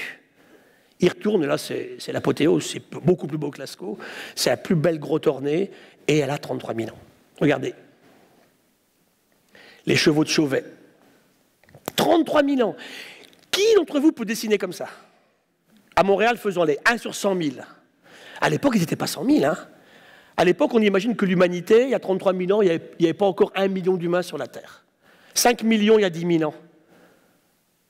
En l'an 1000, on a à peu près 100 millions, à peu près. 7 milliards aujourd'hui. Comment on peut dessiner des choses comme ça? Alors, c'est des cerveaux de sapiens. Vous les verrez dans la rue habillés comme nous, vous ne feriez pas la différence. Hein. Et ça, c'est absolument magique. Alors, bien sûr, je me suis mis un peu à l'écart des autres, j'adore faire ça. On était 9, donc il y avait les 3 découvreurs, 2 villageois, les gens du village ont le droit d'y aller quand on ouvre la grotte, et puis 3 privilégiés d'extérieur qui peuvent venir, 2 fois par an, entre février et mars. Après la grotte est fermée, il y a trop de CO2 pendant encore une année. On ne veut pas recommencer les énormes choses qu'on a fait à Lascaux, bien entendu. Ça n'appartient pas à la France, ça appartient à l'humanité, ce genre de choses-là. Et puis, j'ai éteint ma lampe, et quand ils étaient tous partis, j'ai rallumé ma lampe. C'est à en pleurer. Vous êtes devant quelque chose où les manifestations de la perception que l'humain peut avoir, la diversité biologique, apparaît.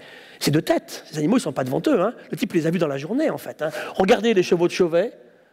Regardez les planches de Chauvet. Regardez les lionnes ici. Regardez ces lionnes de Chauvet. Pardon, excusez-moi. Regardez ça, là. 33 000 ans. Et donc l'humain, alors on me dira, oui, c'est de la magie, effectivement, ils sont marqués chasse, effectivement, ok. On fait pratiquement jamais de représentation d'humains, c'est vrai. Ou alors une caricature incroyable, ils font des lions comme ça, et des chevaux comme ça, et à côté, l'humain, c'est un espèce de truc de gamin de 2 ans, il a un grand nez, il a les bras écartés avec les doigts comme ça, un gros zizi, c'est tout ce qu'il a à peu près. Hein. Ça veut dire qu'il y a quand même quelque chose d'intéressant à regarder à ce niveau-là, effectivement. Il y a un symbolisme aussi de la fécondité. Alors, bien sûr, on me dit, tout à l'heure, en fait, Charles-André me disait, mais pourquoi ils n'allaient pas là-dedans? Ils peignaient partout. Le problème, c'est que quel écosystème nous rend ces peintures à 30 000 ans après? C'est des grottes qui, depuis 30 000 ans, n'ont reçu aucune visite, avec la même hygrométrie, la même température, sans avoir changé. Et donc, ces charbons de bois sont gardés intacts. Et quand on fait les datations, c'est pas facile à faire, parce qu'ils écrasaient leurs torches en permanence. 26 000, 33 000. 7 000 ans d'écart, quand même, entre les deux. On est bien plus ancien que Lascaux. Regardez ces peintures de Chauvet. Les séries de Lyon, ici, là. De rhinocéros. Il n'y a plus de rhinocéros à Lascaux et à Altamira, parce qu'ils disparaissent vers 20 000, les rhinocéros à Toison. Et ça, c'est vrai que c'est beau à en pleurer. Alors maintenant, comment est-ce que nous réagissons face à cette diversité biologique que ces gens-là étaient capables de peindre sur les grottes à cette époque? Les rhinocéros, c'est fabuleux. Là, vous avez le mâle, la femelle. C'est extraordinaire, en fait, comme beauté. C'est un trait, hein. Mais le type qui décide, là c'est comme ça, le type qui fait son trait, voilà. Ah ben, il y a le bec normal qui fait un truc qui ressemble à rien du tout, et eux, ben, c'est un rhino fabuleusement vivant, c'est une hyène, c'est une panthère. Les seuls cas au monde où on a une hyène, une panthère et un hibou, c'est à Chauvet. Alors là-dessus, l'humain arrive, très bien. Alors à l'époque, ils n'étaient pas très nombreux, ils partageaient, on a dit. Alors là, on arrive, et voilà ce que nous, en fait, on fait aujourd'hui. J'ai un demi-siècle passé, eh bien, on a multiplié la population humaine par 2,6. 2,6. Déjà, quand on me dit avant, les sceptiques, vous savez, mais des tsunamis, c'est bien plus grave. Mais non, en fait, c'est qu'en l'an 1000, les tsunamis, ils tuaient beaucoup moins de gens. D'abord, on était beaucoup moins nombreux, et on souffrait beaucoup moins à ce genre de problème. Le tsunami de 2004 à Sumatra, d'abord, merci au corail. Si le récif de corail n'avait pas arrêté la vague, ce n'est pas 300 000 morts, c'est 3 millions de morts qu'on avait à Sumatra. Et ensuite, qu'est-ce que ça tue? Ça tue des gens tellement pauvres qu'on ne peut pas aller vivre en dehors de la plage dans une cabane de bois, et des gens ultra riches qui passent leurs vacances dans des hôtels construits à 1 mètre au-dessus du niveau de l'océan. Tout ça, c'est pour vous montrer un petit peu ces relations de l'humain à la nature qu'on a aujourd'hui. Alors, premier papier, dans Science. Donc, toutes les grandes revues que Science, Nature, Trends in Ecology and Evolution, Ecology Letters, qui sont de grandes revues d'écologie, on ne parlait pas de ça. Premier papier, 1997. Ça fait 14 ans. Il y a eu des grands annonciateurs avant, bien entendu. On a vu René Dumont en France, on a vu le Club de Rome, le très beau livre ici au Canada de Rachel Carson, Silent Spring. Il y avait eu aussi, bien sûr, Avant que nature meure, de Jean Dorst, le film de Kubrick 2001, il y avait eu les romans de Barjavel, Ravage, ou La nuit des temps. Mais dans une revue scientifique, la prise en considération de ce que raconte là, c'est 1997. Et regardez avant comment les sciences biologiques, c'était pas grand-chose. On est en 1606 au Muséum à Paris, et le grand savant de l'époque fait un arbre, et vous dit, voilà, quand les feuilles de l'arbre tombent dans la rivière, ça vous donne des carpes, et quand les feuilles de l'arbre tombent sur terre, ça vous donne des cailles, des oiseaux. Ça, c'est les meilleures connaissances de la biologie il y a 4 siècles.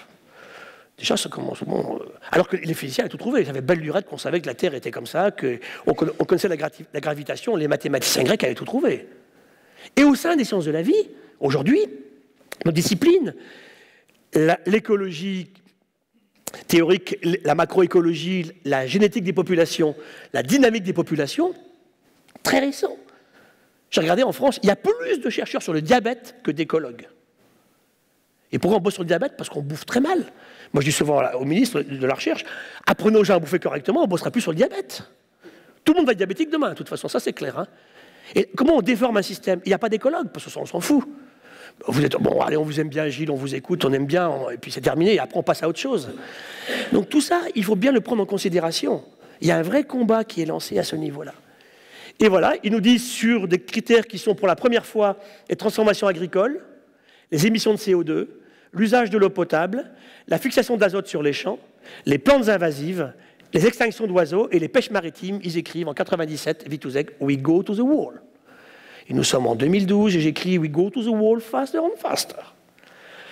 5 grandes réunions internationales. Et je ne compte pas tous les sommets sur le climat, hein, je compte. Et puis ça, on est très bon en conférence. Super bon. L'humain fait des très belles conférences, ça marche bien. Mais pour aller en acte derrière, La question est toujours la même, comment on transforme? Et ça, c'est absolument fondamental. Alors les grandes dates, ça va être bien sûr, et pour moi c'est la première, c'est la domestication du feu. Quand est-ce que l'animal cesse d'être un animal sur son empreinte environnementale? Le feu, les premiers foyers connus, c'est 800 000 ans en Israël actuel. Et c'est vrai que le feu a été magique parce que d'abord le feu va tenir à distance les grands fauves ou les grands prédateurs. En plus, ça prolonge la lumière du jour le soir. Vous racontez des histoires, ils parlaient ces gens à cette époque-là.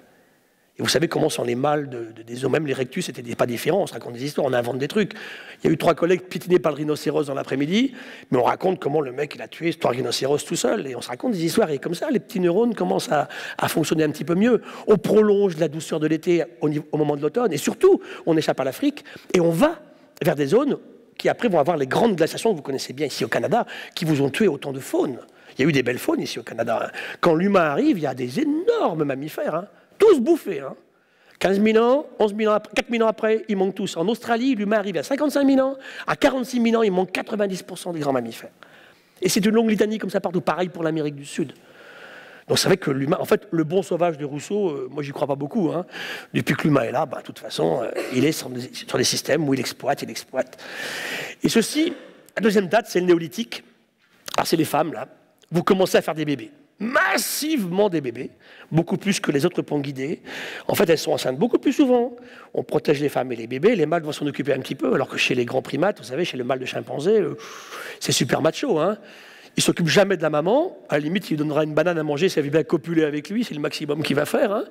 Et puis, il ne s'occupe jamais de la progéniture. Donc, elle a un chimpanzé, un bébé. Elle le porte pendant 5 ans. Elle lui apprend la vie. Les plantes dangereuses, les plantes qu'il va utiliser pour se soigner contre le palu. Ils savent faire ça. Échapper aux prédateurs, aux aigles et puis aux félins. Et au bout de 5 ans, elle est incroyablement attractive à nouveau. Elle prend plein de mâles pour être sûr d'en avoir un bon. Vous savez qu'il y en a plein qui sont quand même pas très bons chez les mâles. Vous en savez quelque chose.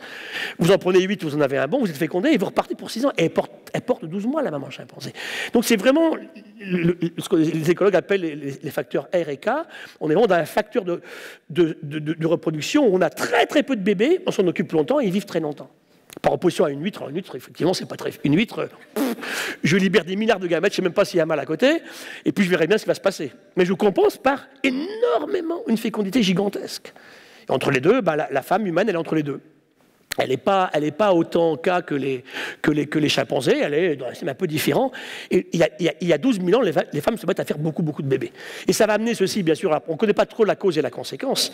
Vers 8 000 ans, en fait, agriculture, élevage, l'humain arrête d'être exclusivement nomade. On garde les femmes, on s'occupe d'elles, elles ne meurent pas systématiquement au premier accouchement. Et puis, on voit une explosion démographique. Et là, c'est patent, en fait, dans nos données. Hein. Ça part, c'est là que part. Et c'est là peut-être qu'on ferait partir l'Anthropocène de Crutzen, d'ailleurs.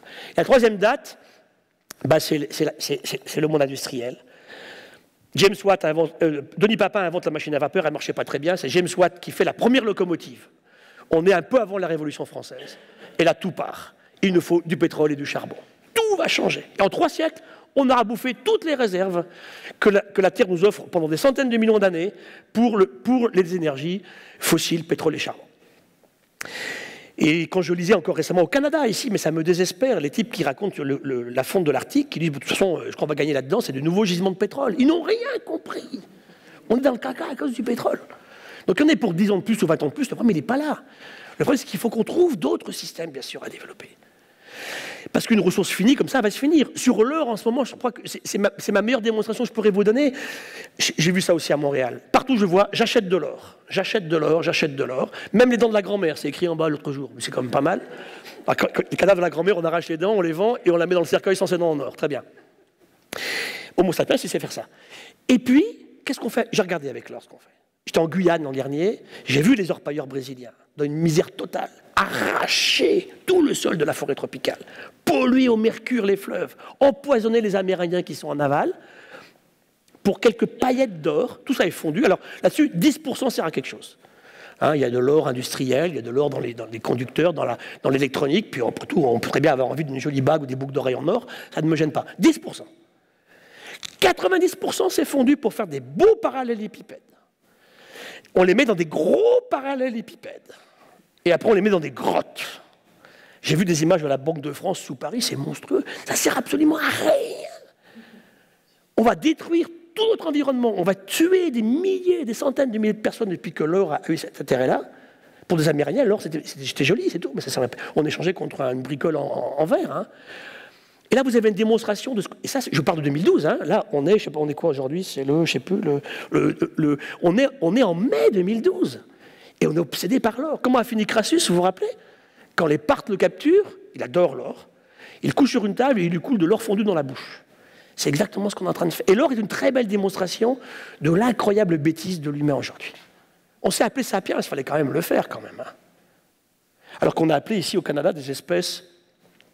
Ici vous avez des serpents venimeux, il y a des crotales, vous les avez appelés atrox, férox, horridus, horribilis, gulot, le glouton canadien, et nous on s'appelait sapiens. Je crois franchement que s'il y avait un truc qui nous regardait de l'extérieur et qui voyait les relations entre les humains entre eux et entre les humains et les non-humains, je doute très fort que le premier mot qui vienne à la bouche soit sapiens.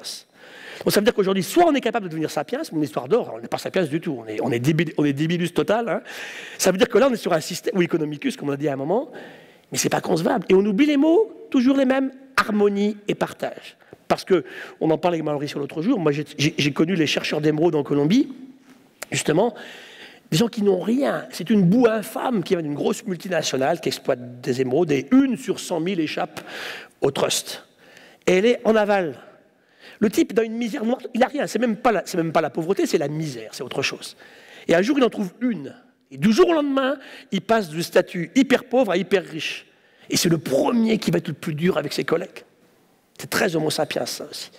Donc tout ça, c'est des considérations très générales qui sont très proches de ce que je développe ici, avec l'écologie un petit peu partout. Alors, ceci a emmené un prix Nobel de chimie, Paul Crutzen. Vous le connaissez, Crutzen, parce que c'est lui qui a trouvé le trou dans la couche d'ozone. En 1995, il a un prix Nobel et il nous dit en 2002, je propose le terme d'anthropocène. C'est intéressant parce qu'on va voir le congrès de géologie internationale dans 2 mois en Australie et ils vont trancher là-dessus. Est-ce qu'on met dans tous les livres scolaires de la planète le mot anthropocène, l'époque de l'histoire de la Terre qui correspond à la prévalence d'une espèce sur les 2 millions connus, Homo sapiens. Je vous laisse lire Robert Barbeau, chez nous, qui a fait un très beau livre en 2006 qui s'appelle « Un éléphant dans un jeu de quilles ». Je vous laisse lire, imaginer qui est l'éléphant et qui est le jeu de quilles. Et je vais prendre un exemple, je n'ai pas le temps de tout développer, c'est l'exemple de l'île de Pâques, sur lequel on a beaucoup travaillé parce qu'il y a une équipe du muséum qui est allée sur les épeaux Orliac et qu'on fait 2 sondages dans les 2 cratères de volcans, le Rano Kao et le Rano Raraku, et on a retrouvé comme ça 18 000 ans du climat de l'île de Pâques. L'homme arrive vers l'an 850 à l'île de Pâques. Alors, il y a de très jolis modèles qui ont été développés par des équipes américaines aussi, par l'équipe de Flenney et Bahn il y a quelques années, qui nous disent en fait qu'on voit très bien l'arrivée de l'humain avec la déforestation. Il y avait des sophorates oromiro partout, hein, c'était couvert de forêt, c'était un paradis terrestre. L'humain arrive avec... Alors c'est difficile l'île de Pâques, parce que l'île de Pâques, elle est unique dans le système. Quand vous êtes à l'île de Pâques et que vous enlevez les humains avec vous sur l'île de Pâques, le plus proche, il est à 4000 km. Il n'y a aucun autre endroit comme ça sur la Terre. 4000 km, je suis à Paris, hein, d'ici, presque à Paris. J'ai dépassé largement, je suis en Amérique du Sud, et de l'autre côté, j'ai largement dépassé l'Ouest, et je suis rendu en Asie depuis pas mal de temps déjà. On est sur un système où c'est très très loin de tout, on ne la trouve pas par hasard, elle est perdue dans l'océan Pacifique. Elle est toute petite, elle fait 2 fois l'île d'Oléron, c'est que dalle. Hein. Et effectivement, l'humain y arrive avec des hommes, des femmes, des enfants, et uniquement 2 animaux, il n'y avait aucun mammifère terrestre, hein, il n'y avait aucun oiseau terrestre, il n'y avait rien. Ils arrivent avec... Les chiens ne sont pas arrivés, des chiens ils sont morts en route. Ils arrivent avec des rats, malheureusement, qui vont beaucoup contribuer à la non-régénération de la forêt, et avec des poulets. Et pendant 1000 ans, ils vont bouffer du poulet. Et quand il n'y aura plus de poulet, ils se boufferont entre eux. Donc on est sur un système, ici, où on s'installe. Et puis c'est génial, parce que, alors bien sûr, l'arbre à pain ne survivra pas. On voit des arbres à pain tout à l'heure au jardin. La noix de coco ne survit pas non plus. Le climat est très différent de la Polynésie, beaucoup plus à l'est. Mais ils sont polynésiens, hein. Vous vous rappelez de Thorey Yerdal qui avait voulu démontrer le contraire avec son Kon-Tiki. Et Yerdal fait un radeau, il veut démontrer que les populations d'île de Pâques et de Polynésie viennent d'Amérique du Sud. Alors il fait un magnifique exploit sportif, mais qui n'a aucune valeur. D'abord génétiquement, on n'avait jamais trouvé de traces. Et quand Cook débarque à l'île de Pâques, il avait l'interprète tahitien avec lui qui comprend les Pasquans, donc il venait pas d'Amérique du Sud. Par contre, ce qui est vrai aussi, c'est que ces types capables de trouver depuis l'Australie, ils viennent pas d'Australie, ils viennent en fait des Fidji par la Chine, ils viennent de Taïwan. Et qui trouvent effectivement l'île de Pâques, ils ne pouvaient pas rater l'Amérique du Sud. Hein. continuant à voyager effectivement vers l'Est.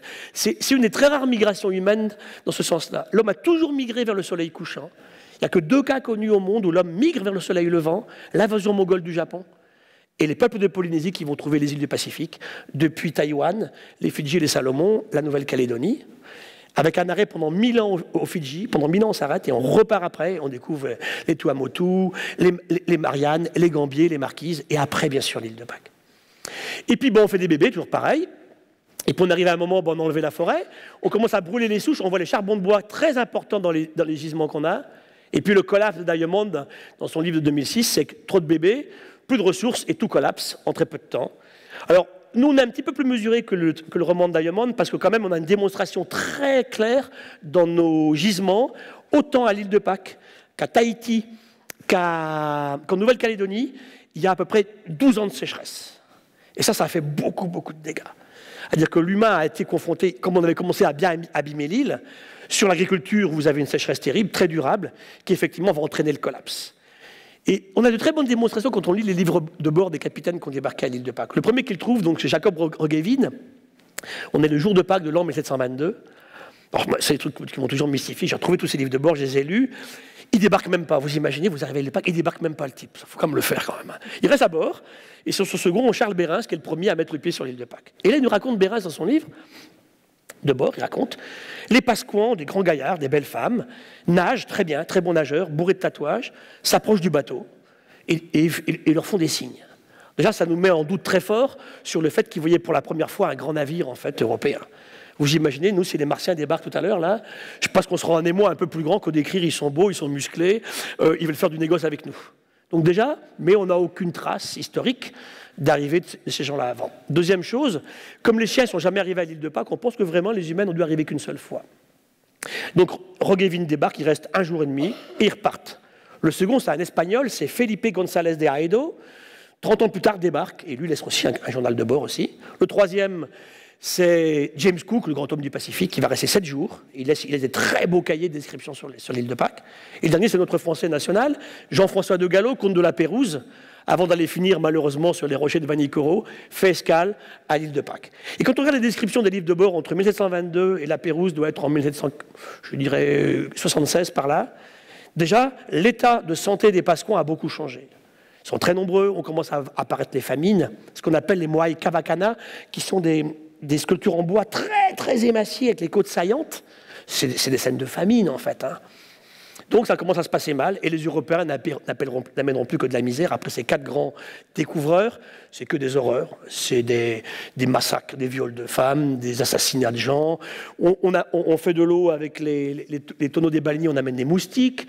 Un Allemand qui adore les criquets, qui adore les grillons, amène un grillon allemand, on en a partout. On sait plus les mettre, les grillons allemands. Hein. Ils ont proliféré à l'île de Pâques. C'est que des histoires comme ça, en fait. Quand Kevin Costner débarque pour faire le film Rapa Nui, là, il amène un chat qui amène des puces partout, l'île de Pâques est envahie par les puces. C'est que des histoires comme ça, en fait. Hein. Alors, bien sûr, l'image que les Pasquans ont des Européens est quand même pas très glorieuse. Et quand Pierre Loti y passe, on est en 1888, il restait 105 Pasquans. Et ça s'est fini par Anakai Tangata. Ça traduit en français, c'est la grotte où sont mangés les hommes, avec les Manutara. Donc là, on a un très bel exemple, et on n'a qu'une terre aujourd'hui. Ils n'avaient qu'une île de Pâques. Alors on est allé voir ailleurs. Il y a des centaines d'îles dans le Pacifique où l'humain est allé. On a des traces archéologiques. Et il n'y a plus aujourd'hui d'humains sur ces îles. Donc l'humain arrive, détruit, ou ne détruit pas, hein, on peut discuter de ça, et il repart. À l'île de Pâques, ils n'ont pas pu revenir en arrière. Mangaia, même histoire qu'à l'île de Pâques, on trouve eu très récemment, à peu près en même temps que la Nouvelle-Zélande. Et là, en 2 siècles, on a tout épuisé, on s'en va. Tikopia, c'est intéressant parce que là, le pouvoir en place se rend compte de ce qui se passe sur l'île. Et c'est là qu'on arrive à un système, justement, qu'on évoque souvent, mais au prévenir que guérir. Comment ils s'en sortent? Ils obligent des femmes, des enfants, avec leurs poulets et leurs chiens, leurs arbres à pain et leurs cocos, à partir, sans espoir de retour, sur des navires. Ou bien ils commencent à tuer systématiquement tous les seconds enfants. Alors quand je dis, justement, prévenons, n'allons pas jusqu'à des systèmes de non-retour. En plus, vous imaginez bien que les pratiques que j'évoque là, ce n'est pas des pratiques de démocratie tellement marquées. Donc et on me pose souvent la question, aux questions que vous évoquez là, est-ce qu'une démocratie peut répondre? C'est une vraie question. Je suis profondément démocrate, donc je suis embêté. Je voudrais y croire. Mais il faut se poser la question. Si on va jusque-là, donc n'allons pas jusque-là. Alors la question posée il y a un an dans Nature, c'est ça. Est-ce qu'on est en train de vivre la 6e grande crise d'extinction pour des raisons destruction et pollution, surexploitation des stocks, les forêts et puis la pêche en Méditerranée en particulier, les espèces invasives qui se disséminent partout, et le climat. Et je mets le climat en 4e position. Souvent on me dit, mais de toute façon, monsieur le professeur, c'est foutu, le climat il change. Je suis désolé, la surpêche du thon rouge en Méditerranée n'a rien à voir avec le changement climatique. Il y a vraiment des choses qu'on peut faire. Quand un tanker géant vous relargue 300 000 tonnes d'eau de mer de Rotterdam, dans le golfe arabique, où il remplace l'eau de mer par du pétrole, et nous relargue des milliards de bactéries, de virus, de microalgues toxiques qui déclenchent des marées rouges. J'étais à Oman il y a quelque temps, le ministre me dit on n'a jamais eu, depuis des milliers d'années, on n'a jamais eu de marée rouge à Oman. Je ne comprends pas. Je dis venez monsieur le ministre, je le prends par la manche, j'amène à la fenêtre, il y avait 16 tankers géants qui venaient de Hollande, qui venaient chercher du brut. Et tous ces bateaux avaient lâché chacun 250 000 tonnes, 300 000 tonnes. Et on veut construire maintenant un tanker géant, vous êtes bien assis, de 1,5 million de tonnes. Quand il va se casser en deux ce truc, ou quand il va balancer sa flotte en Australie. Alors aujourd'hui, on sait par la biologie moléculaire le faire. Hein. On a typé des dinoflagellés de Méditerranée, on les a retrouvés à Hobart, en Tasmanie. Ah, c'est pas le goéland qui les a amenés. Hein. On est vraiment sur un système où on fait vraiment n'importe quoi. Et personne ne se préoccupe de ces aspects-là. Et le climat qui change en mer, c'est pas que la température, c'est aussi la remontée du niveau des océans. Et c'est aussi l'acidification globale qui nous pose de gros problèmes aujourd'hui. La vague de chaleur en Russie, ici. Et j'y vais revenir tout à l'heure en 2009. Donc le millénium nous ramène... Pourquoi ces animaux ont disparu en 13 000 ans, 33 000 ans pour Chauvet. Les éléphants nains de Méditerranée, les pigeons migrateurs nord-américains, le pingouin arctique, le dronte, et il y a 3 ans, le beiji, le dauphin du Yangtze-Kiang. Il y avait des éléphants nains, 16 espèces d'éléphants nains en Méditerranée, en Crète, à Tylos, en Sicile, à Rhodes. Grand comme ça, vous imaginez, ça en laisse, c'est le pied. Hein. Alors avec mon éléphant, là j'ai un succès pas possible. Quoi, hein. On arrive il y a 8000 ans, on les bouffe tous. La légende de Polyphème, le grand cyclope, en fait, il s'avait trouvé en Sicile, justement, quand Ulysse, puisque Ulysse il s'est tapé 10 ans de guerre de Troie, avec son cheval, il a beaucoup embêté Poséidon qui voulait défendre Troie. Donc, allez, 10 ans de purgatoire en revenant, avant d'aller retrouver Pénélope, qui continue à défaire sa tapisserie. Vous connaissez l'histoire à Ithaque. Là. Il arrive en Sicile. Et ce géant à œil unique est là. Et elle vient d'où, la légende du cyclope? Il s'avait trouvé des crânes d'éléphants nains. Alors, un crâne gros comme ça, c'est pas un éléphant, évidemment, c'est un géant. Il y a un gros trou au milieu qui correspond aux fosses nasales et à la trompe. Eh bien, Polyphème, on l'a bouffé, il n'y en a plus. Comme je suis un quart corse, je peux le dire, les Corses n'aiment pas ça, mais tous les mammifères de Corse aujourd'hui ont tous été amenés par l'humain. Il y avait 6 espèces de grands mammifères terrestres en Corse, tous bouffés. Et tout ça, c'est la même litanie partout. En tout cas, le mouflon de Corse, qui est l'emblème de la Corse, a été amené par des étrangers. Je dis, oui, il vient du continent, mais c'est pas une bête qui était là avant que l'humain arrive en Corse il y a 8000 ans. Et c'est pareil pour la Crète, c'est pareil pour Rhodes. On travaille beaucoup sur les micro-mammifères de ces îles du Méditerranée. Le seul modèle de mammifère qu'on ne touche pas, c'est la chauve-souris, effectivement. Parce qu'elle a un mode de vie qui fait que l'humain n'interfère pas avec les chauves-souris. Mais le reste, c'est absolument clair. Donc, ça, c'est parti. Ça, c'est un joli travail qui a été fait dans Science il y a quelques mois, où il démontre sur les érosions mondiales comment la Terre est érodée par la nature depuis toujours. C'est la ligne verte, là. Et vers l'an 1000, l'humain commence à extraire plus de matériaux que ne fait l'érosion naturelle. Et aujourd'hui, c'est une échelle logarithmique, on est au moins à 10 puissance 2, 10 puissance 3 plus. Donc, quand on revient à la présence de l'humain sur la Terre, et les sceptiques qui me disent, bon, c'est pas si grave que ça, bon, d'abord, on érode 1000 fois plus que ce que fait la nature. Les vagues, les marées, les courants. On a pénétré des montagnes sur des grandes époques. Hein. Nous, ça va 100 fois à 1000 fois plus vite. Deuxièmement, un travail dans Nature, il y a quelques mois, ils ont pesé les mammifères, les 5000 espèces de mammifères, tous les individus des 5000 espèces de mammifères. 90%, ce sont les humains et ces animaux domestiques. C'est des chiffres quand même sans aller plus loin. Hein. Il faut les prendre. Nous représentons 90% de la biomasse des mammifères entre les humains, les vaches, les moutons, les chevaux et les cochons. Donc ça, effectivement, ça intéresse. Alors qu'il y a 10 000 ans, c'était 0,1%. Vous voyez comment ça a explosé. Et souvent, en fait, ce que je dis à mes étudiants, c'est que ce n'est pas tellement les valeurs absolues qui me gênent, du pH de l'océan, la température, la pression osmotique, le taux d'oxygène dissous. C'est la vitesse et l'accélération du changement. Quand je reviens aux pêches maritimes, en 15 ans, je pèse mes mots, en 15 ans, on a extirpé 90% de tous les grands poissons pélagiques. Et ça, c'est effectivement quelque chose qui n'a rien à voir avec le changement climatique. Et ça, c'est uniquement un effet de l'Homo sapiens. Alors on fait des conférences, ça c'est clair, on est très bon. Hein. Conférence du Rio, tout à l'heure j'avais un journaliste, j'en parlais. Johannesburg en 2002, on dit On s'engage à freiner l'érosion de la biodiversité pour 2010. L'Europe dit mieux, nous on l'arrête. Et je faisais un cours à l'École normale supérieure à Paris le 23 décembre 2009. Et je dis à mes étudiants, vous savez, on vit un moment grandiose. Dans 10 jours, nous aurons arrêté l'érosion de la biodiversité. Et je les revois le 10 janvier, je dis, on a tout raté. Conférence de l'UNESCO à Paris, 25-26 janvier 2010, la 3e, où là on regarde ce qui se passe. Après la conférence de Chirac pour la création des Nations Unies pour l'environnement, qu'on reprend en ce moment sur Rio pour l'OME, et là on dit, on a tout raté. Et alors on dit, bah, c'est simple, ce qu'on fait à l'UNESCO en 2010, on dit, bah, écoutez, c'est pas grave, on remet l'échéance à 2020. Parce que 2019, ça fait assez moche, donc 2020. Alors là, je dis, écoutez, moi je veux bien, hein, mais pourquoi on va réussir entre 2010 et 2020, ce qu'on a complètement raté, entre 2002 et 2010? C'est une vraie question qui est posée là.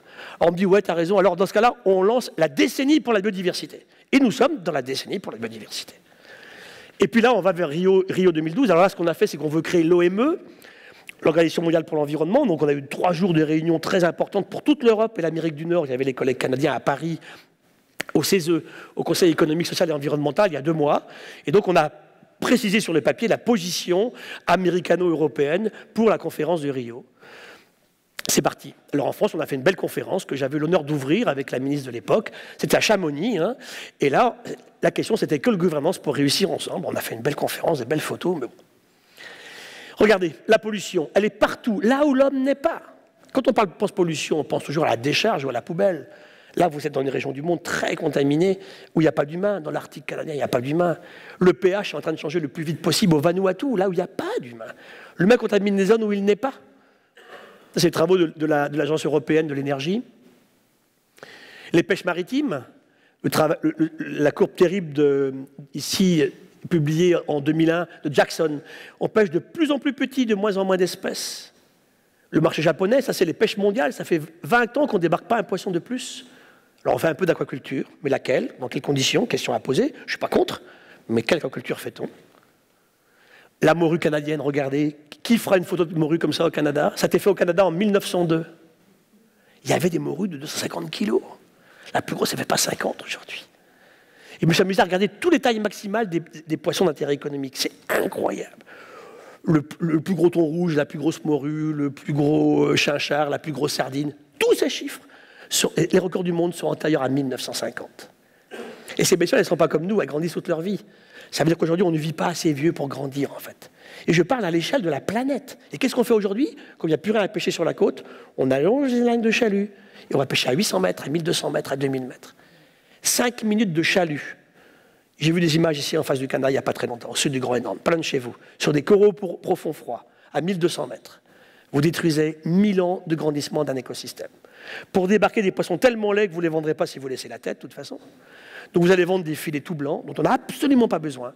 Et on va comme ça complètement stériliser tous ces écosystèmes des fonds océaniques. Battez-vous pour interdire les pêches profondes. Ce n'est pas une ressource, c'est une tranchée de la biodiversité. Ma Méditerranée, Banyuls, tranquille. Et puis on commence à voir s'installer des algues. Alors, il y a eu les 2 Colerpa, et celle-ci elle est bien pire que la précédente. Celle-là, Racemosa, est bien pire que Toxifolia. Celui-ci, il existait avant, mais il s'est mis à proliférer.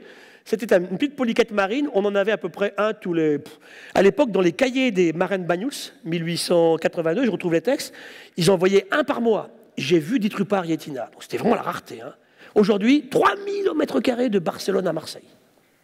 Ceux-ci, ils sont rentrés par le canal de Suez, ce qu'on appelle les espèces lessepsiennes ou érythréennes. Ça rentre. Le pH s'effondre en mer Rouge. Il fait de plus en plus chaud en Méditerranée, ça passe. Avant, c'était 2-3 espèces par an. C'est plusieurs espèces par semaine en ce moment. Au Liban, la pêche de crevettes, quand vous regardez les chiffres, ça ne va pas bouger. Les crevettes, c'est les mêmes. Ce n'est plus les mêmes espèces. Aujourd'hui, ils pèsent Pénus japonicus, une espèce japonaise, introduite par l'aquaculture, qui en mer Rouge, qui rentre en Méditerranée. Soit ils sont rentrés par le Gibraltar. Les barracudas, depuis 30 ans, il y en a partout. Et depuis 2 ans, j'ai la dorade coryphène en face du laboratoire Arago. Ça fait 120 ans qu'on regarde, hein, de près, je vous assure. Le premier qui m'en a amené, j'ai dit, t'as pris ça où? Le mec, il me dit, je l'ai pris en face du labo. Je dis, arrête de déconner, c'est pas possible. Alors j'imaginais qu'il rentrait de la Martinique, qu'il avait amené vivante dans son panier. Non, il avait pêché devant le laboratoire Arago. Et j'arrive des côtes de Guinée. Ceux-là, c'est les grands tankers géants. Là, vous avez un bateau. Ils s'échangent 12 milliards de tonnes d'eau de mer par an, 3000 espèces vivantes par jour, transportées par ces bateaux géants. Et là encore, il n'y a aucune législation. On ne fait rien pour ça. Et ça, c'est un vrai drame dans les océans de dissémination d'espèces invasives. Le climat, on a dit, remontée du niveau des océans. Là, on fait des modèles sur la Méditerranée, on montre comment les espèces vont disparaître. La Méditerranée, c'est un sacré problème. Parce que dans l'océan Atlantique, ils vont vers le nord. Maintenant, on pêche des poissons du golfe de Guinée en Écosse. C'est banal, hein. Les bateaux de Méditerranée sont rendus là-haut. Comment vous faites quand vous vivez ici, là, dites-moi là, pour trouver la sortie? Et on voit s'accumuler un tas d'espèces de Méditerranée ici, là. Et c'est sans fin. C'est en désespoir total. Ils s'accumulent, ils vont aller où? Les sorties, ils ne vont pas les trouver, hein. Et là, on voit effectivement des espèces qui disparaissent en Méditerranée en ce moment. On va changer complètement les espèces de Méditerranée liées au changement global de la température qui augmente. 4 degrés à Chypre, 1 degré sur 18 ans à Banyuls. Regardez ces travaux magnifiques par les écologues récemment sur les oiseaux et sur les arbres. On a modélisé les forêts qui vont partir vers le nord. Ça, c'était des beaux papiers que Nature adorait dans les années 2000-2002. Plein de papiers comme ça. Et on se rend compte que ça ne marche pas du tout. Dans Nature, il y a quelques mois, de collègues de l'INRA, on a modélisé les arbres ici, de l'est de la France. Voilà le chemin qu'ils devraient faire, qu'ils auraient dû faire. Et voilà ce qu'ils ont fait. Et ils n'ont pas le temps de bouger. Ça va trop vite. Par contre, en montagne, ils arrivent à se faire assez bien. Ils montent de 100 mètres en altitude, mais ils ne font pas les kilomètres qu'ils devaient faire. 1 degré de plus en France, c'est 300 kilomètres vers le nord à faire dans les années qui vont venir. On a fait de très beaux travaux aux États-Unis récemment sur les arbres d'Alabama, de Floride, et c'est pareil. Hein. Il y a même des pauvres arbres désespérés qui sont partis vers le Mexique. Donc on est dans un système où la traque à l'habitat, elle est en... Bon, un arbre, c'est pas évident, il y a les arbres et les graines, ils ne courent pas vite. Hein. Alors récemment, on a fait un travail sur les oiseaux et les papillons. En Europe, c'est un beau travail du Muséum sur les sciences participatives. Et on démontre qu'en 18 ans, c'est très codé, 2 millions d'heures d'observation. 10 000 personnes. Après qu'on vient de me dire que ce n'est pas vrai, hein. J'attends de discuter avec M. Allègre hein, sur le climat qui ne change pas. Et puis qu'est-ce qui se passe ici? Eh bien c'est clair que les papillons ont fait 114 km vers le nord, les oiseaux ont fait 33 km. Ça veut dire qu'on est sur un système où en fait, c'est parti. Comment le vivant va-t-il réagir en émigrant quand il peut émigrer? Ça va être compliqué pour la faune méditerranéenne, je vous disais, pour trouver les sorties, c'est pas simple. Hein. Retrouver Gibraltar ou le canal de Suez. Et ça, c'est des travaux extrêmement riches, très robustes. Après, il faut qu'on fasse avec pour en tirer des mesures que nous, on va appliquer, bien sûr, au changement global qui va se produire. Il faut qu'on prépare l'humain à ce changement. Mais quand même, plus on prend du temps à prendre les mesures qu'il faut faire, et plus on va en payer les conséquences longtemps. Il est là le problème aujourd'hui, en fait. Le pH de l'océan, c'est une horreur totale, parce qu'autant les espèces vivantes savent se débrouiller avec la température, le pH, ils savent. On a perdu, en 30 ans, 0,1 point de pH, ça veut dire qu'aujourd'hui, l'océan est 30% plus acide qu'il y a 30 ans. Et on prévoit pour la fin du siècle, on prévoit 0,4, 0,5 unités. C'est logarithmique. Hein. L'océan sera 50% plus acide à la fin de ce siècle. Le corail ne saura plus faire son squelette. Vous ne mangerez plus d'huîtres, parce que les coquilles seront molles. Donc on est vraiment parti sur un système qui est très, très préoccupant aussi dans l'océan. Alors c'est les papiers là, qui ont foutu les coups de massue en 2010 et 2011. Ça c'est dans Science. Tout est au rouge hein, sur les pressions sur la biodiversité. Pardon, je vais trop vite. Tout ce qui est ici, les pressions sur la diversité augmentent, la diversité diminue et les bénéfices que l'humain attire de la diversité sont tous en train de s'effondrer. Et on nous dit aussi, on vit la 6e grande crise d'extinction. Donc pour clore là-dessus, je termine sur pourquoi protéger la diversité biologique, c'est clair. D'abord, il y a des raisons économiques, ce n'est pas les premières, mais souvent on les évoque avec les hommes politiques. Hein. 40% de tous les chiffres que vous connaissez en économie sont faits sur du vivant. Nous ne mangeons que du vivant, nous ne coopérons qu'avec du vivant. On ne peut pas vivre sans ça. Donc déjà, il y a un aspect évident à sauver la biodive. On montre aussi que toutes les ressources que vous allez tirer dans le vivant en matière de modèles, de produits pharmacologiques, de produits cosmétiques, de ressources agriculture, d'élevage, de la forêt, les grands équilibres que j'évoquais tout à l'heure avec le récif corallien, par exemple, à Sumatra. On montre aussi que plus le milieu est biodivers et plus il interdit l'arrivée des envahisseurs. On montre que plus le milieu est biodivers et plus il fait de la productivité, y compris au niveau agricole. On ne fera plus du blé monospécifique à haute densité. On fera 3-4 espèces de plantes en même temps sur la même parcelle pour produire beaucoup plus, avec moins de problèmes au niveau des pestes agricoles. Aujourd'hui, la seule lutte contre les plantes invasives, c'est 500 milliards d'euros par an. On connaît 300 000 plantes sur la Terre, 300 posent des problèmes. Vous en avez ici au Canada, bien entendu. Et ça, on n'arrive pas à s'en débarrasser. Question de gestion des ressources. Question éthique, on les a évoquées tout à l'heure en démarrant. Et enfin, comment conserver in situ, ex situ. On travaille sur les gorilles de montagne, ils sont en train de disparaître. Comment je les sauve en Ouganda? Je mets des gros miradors, j'installe l'armée, je sauve mes gorilles de montagne, sans m'occuper de la pression démographique des Africains qui sont autour. C'est absolument débile. Alors je prends mes gorilles, je les mets dans le Larzac, je les sauve dans le Larzac, à mon avis ils ne seront pas d'accord les gorilles de toute façon. Donc c'est pas simple du tout, ces questions sont vraiment posées en permanence. Regardez Guéluc, on aime beaucoup en France. Ça c'est la frontière entre le Guatemala et le Mexique. Mêmes images entre Santo Domingo et Haïti. Il y avait un collègue haïtien qui était là hier avec nous au colloque, là. Il n'y a plus de forêt en Haïti, ils l'ont laissé à Saint-Domingue. La forêt est toujours là au Guatemala, elle a disparu au Mexique. Regardez, la frontière elle est rectiligne, hein, c'est spectaculaire. Hein. Alors, on prend des mesurettes pour arriver à faire quelque chose. Alors, tant qu'on fera que des mesures comme ça, bien sûr, on n'avancera pas beaucoup. Donc, il faut aller beaucoup plus loin, beaucoup plus ambitieux, beaucoup plus véhément, se battre contre le commerce, contre le fait qu'on mette les prix agricoles sur le marché. La famine déclenchée après le blé d'Ukraine qui avait brûlé, les prix agricoles suivent les mêmes mécanismes que le prix du pétrole. C'est un crime contre l'humanité. On doit sortir de ces mécanismes-là pour fixer les prix agricoles, bien entendu. Et qu'est-ce qu'il nous dit en bas? Il nous dit, écoutez, vous savez, moi, la nature, il faut 60 ans pour faire pousser un arbre. Moi, avec ma tronçonneuse, 60 secondes. La nature est vraiment ridicule. Et c'est ce qu'on fait. Le massacre à la tronçonneuse, ça fait belle lurette qu'il a commencé depuis qu'on l'a inventé. Ça a été une des pires inventions que l'humain ait inventées. Alors bien sûr, je n'ai pas le temps de vous développer ça, mais les relations pathologie infectieuse biodiversité, il y a de très beaux papiers là-dessus qui sortent aujourd'hui, avec des gènes de résistance, des gènes de l'immunité. On montre comment le biome intestinal est probablement, parce qu'il a changé, responsable de nouvelles maladies auto-immunes, en particulier chez l'humain. On voit le chikungunya qui débarque en France, on n'aura pas de palu, mais on aura du chikungunya. Tout ça évolue dans des conditions de chaque fois qu'on affaiblit la diversité biologique, on augmente la virulence du parasite ou de l'espèce infectieuse. Tous les médicaments dont on se privera, on sort de l'océan 23 000 molécules, anticancéreux, antibiotiques, antiviraux, anti-champignons, immunostimulants, immunosuppresseurs, tout ça va partir avec la diversité qui s'en va. Des modèles pour la recherche. Metchnikov, c'est l'étoile de mer, il découvre le choc anaphylactique.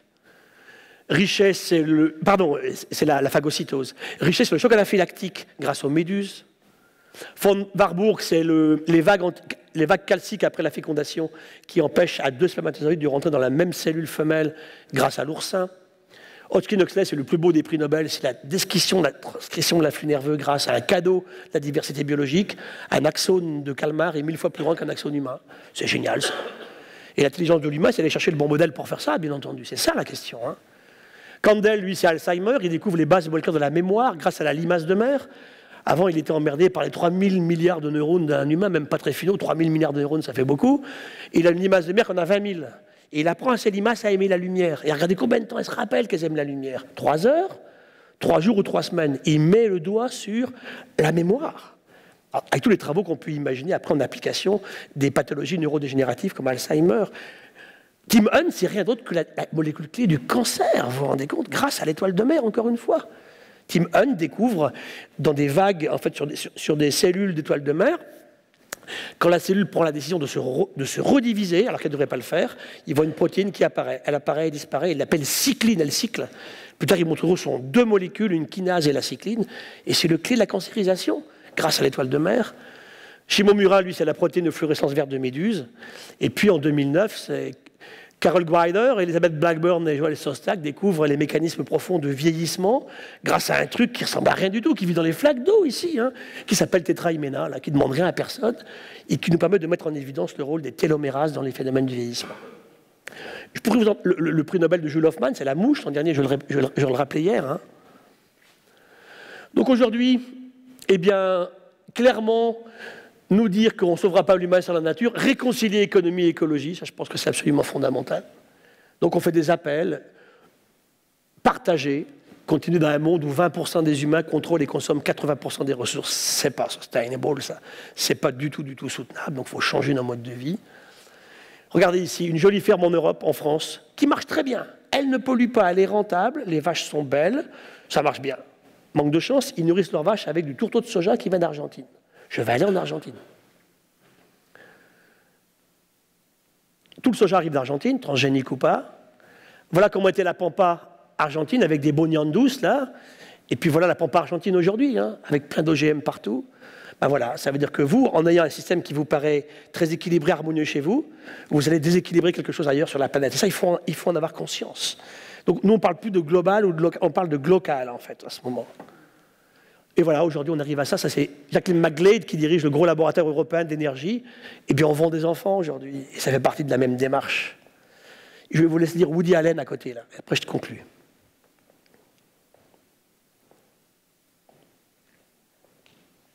Il y a du boulot. Donc, aujourd'hui, on lance cette question sur la biodiversité. D'abord, un choix scientifique.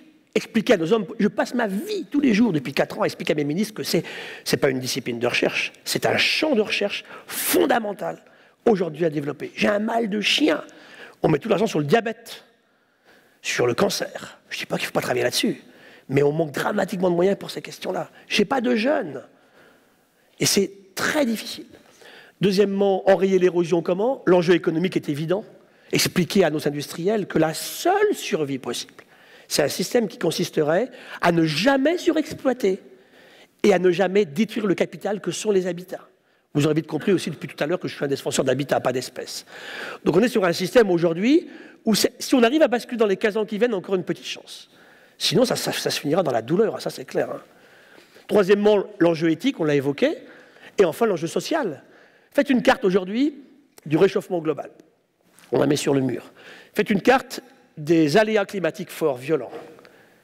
Et faites une carte des pertes de biodiversité. Et faites une carte de la pauvreté.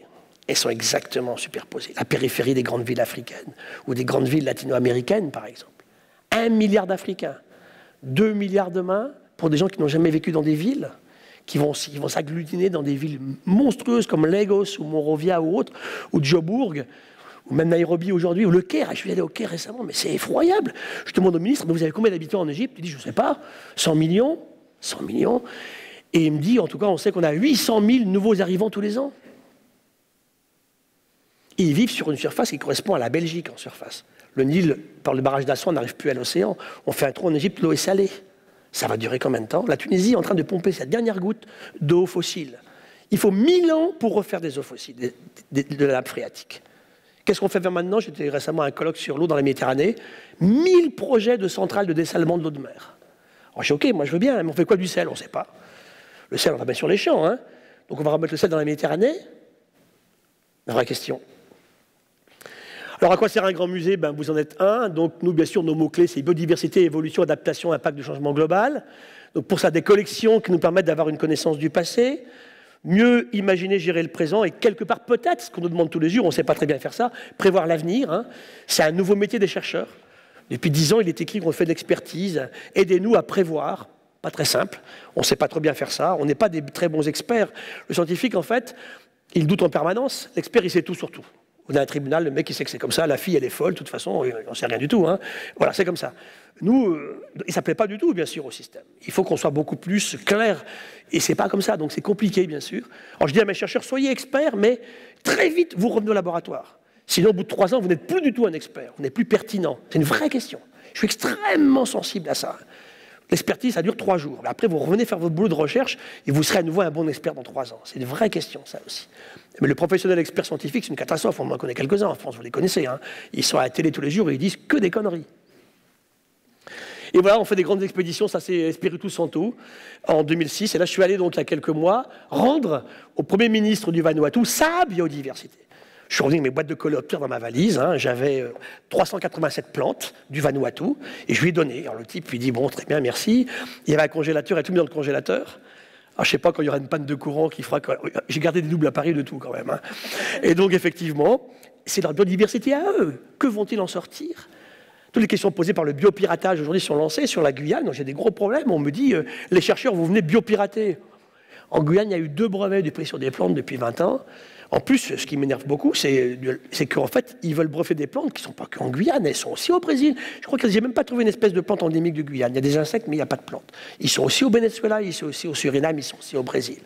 Donc tout ça, je ne dis pas que ce n'est pas un réel problème de grosses multinationales, mais pas de chercheurs publics. Donc il y a un vrai débat aujourd'hui aussi. On n'a pas une bonne image de marque là-dessus. Hein. Regardez ces grands guerriers qui avaient peur de rentrer dans les grottes, je vous assure que les types, ils sont impressionnants. Hein. C'est partie du système. Donc aujourd'hui, dans tout système humain, reprendre ce qu'on a toujours fait, le capital humain, travail, le capital biologique, le capital physique, mais rentre maintenant, rajouter partout les services rendus par les écosystèmes. Et c'est à ce prix-là qu'on fera de l'harmonie et qu'on fera une exploitation rationnelle, en fait, de la planète et durable. Je finis par les travaux qui ont été faits récemment, justement par Jean-François Toussaint, où ici vous avez, cette type-là, c'est la Cup Ball américaine, où le coach disait, il y a 2 mois, pour arrêter un mec comme ça, il fait 140 kilos, il fait 2,10 m et il court le 100 mètres en 10 secondes 5.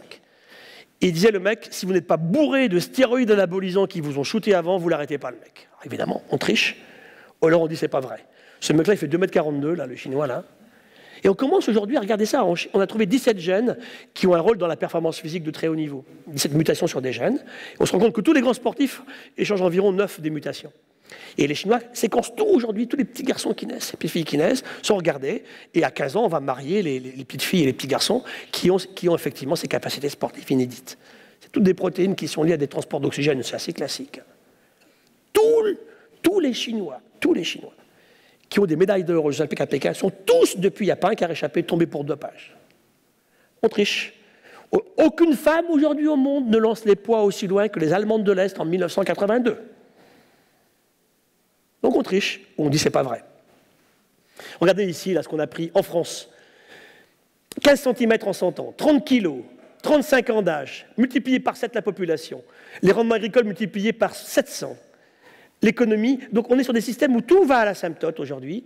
Là, vous avez la durée de vie chez les femmes françaises, la durée de vie chez les hommes français. On voit la différence qui s'étiole et on va vers l'asymptote, ça c'est clair. Je vous répète, les femmes américaines ont perdu 3 mois d'espérance de vie l'an dernier. Les Russes, en 10 ans, ont perdu 16 ans d'espérance de vie. 16 ans d'espérance de vie. Le désespoir, le chaos social et l'alcool, évidemment, hommes et femmes. Le paysan français, à la Révolution, et aujourd'hui, c'est poids moyen et obésité. Ça, c'est pas un paysan français, hein, mais c'est pour vous montrer. Quand même pas. Le phénotype est à part. Mais c'est pour vous montrer, on a pris, parce qu'en fait, on a pris une masse moyenne, mais l'obésité va vraiment aussi avec. Regardez quand on me dit l'humain est sorti du système. On est tellement beau, tellement intelligent qu'on n'est plus écologique, on sort du système. Je vous ai mis ici l'eau de mer au large depuis la nuit des temps. Depuis 100 millions d'années, c'est comme ça. Ça, c'est l'eau de mer au large. Votre sang en ce moment-là, je vous fais une prise de sang, je vais trouver ça. Déjà, on voit que le sang humain, en gros, c'est un tiers d'eau de mer. Stérilisez-la quand même, parce qu'on a vu qu'il y a un tas de bestioles dedans. Donc, si vous voulez faire un liquide physiologique avec ça, vous stérilisez votre eau de mer, c'est quand même mieux. Donc déjà, nous sommes le reflet de la vie océanique ancestrale, et c'est la belle lurette qu'on n'est plus dans l'océan. On a un sang, pourquoi on a de l'iode, du calcium, du magnésium, des chlorures. C'est l'histoire de la vie océanique. La température, la vague de chaleur en France en 2003, 2,5 degrés de plus que la normale. Voilà une moyenne sur 50 ans comment sont morts les Français, et voilà l'année 2003. C'est pas un mince impact dans les pays développés, 15 000 morts. La vague de chaleur en Russie en 2009, 100 000 morts. Tout le monde s'en fout, c'était des Russes. Hein. Donc on n'en a pas parlé en Europe. Hein. 100 000 morts. Et quand on me dit l'humain est sorti du système, je suis désolé, on est totalement dans ces systèmes écologiques, dans les pays développés. Et ce qui est marrant en France, ce qui est marrant intéressant, de regarder sur les morts en France de la vague de chaleur 2003, ils ne sont pas morts à Banyuls, ni à Toulouse, ni à Marseille. Ils sont morts à Paris, à Lille, à Nantes, à Rennes. Pour des gens qui jamais, personnes âgées, étaient prêtes à savoir ce qu'était la chaleur. On ouvrait la fenêtre en grand, il faisait un temps magnifique, comme hier ici au Canada. Je me chauffais le matin. Et puis à 16 h, on est en catastrophe totale, déshydraté à l'hôpital, sans être récupéré.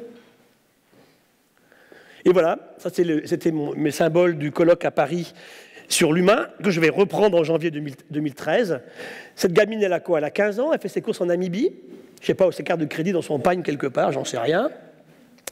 Et elle achète de l'eau d'évian dans des bouteilles qui relaxent du bisphénol de type A dans un supermarché à Windhoek, dans un pays où tombe 3000 mm de flotte. Alors, il y a un problème de mondialisation qu'on peut discuter quand même. Hein. Je trouve du Perrier à Taïwan, je trouve du Perrier à Rio, ça c'est clair. Hein.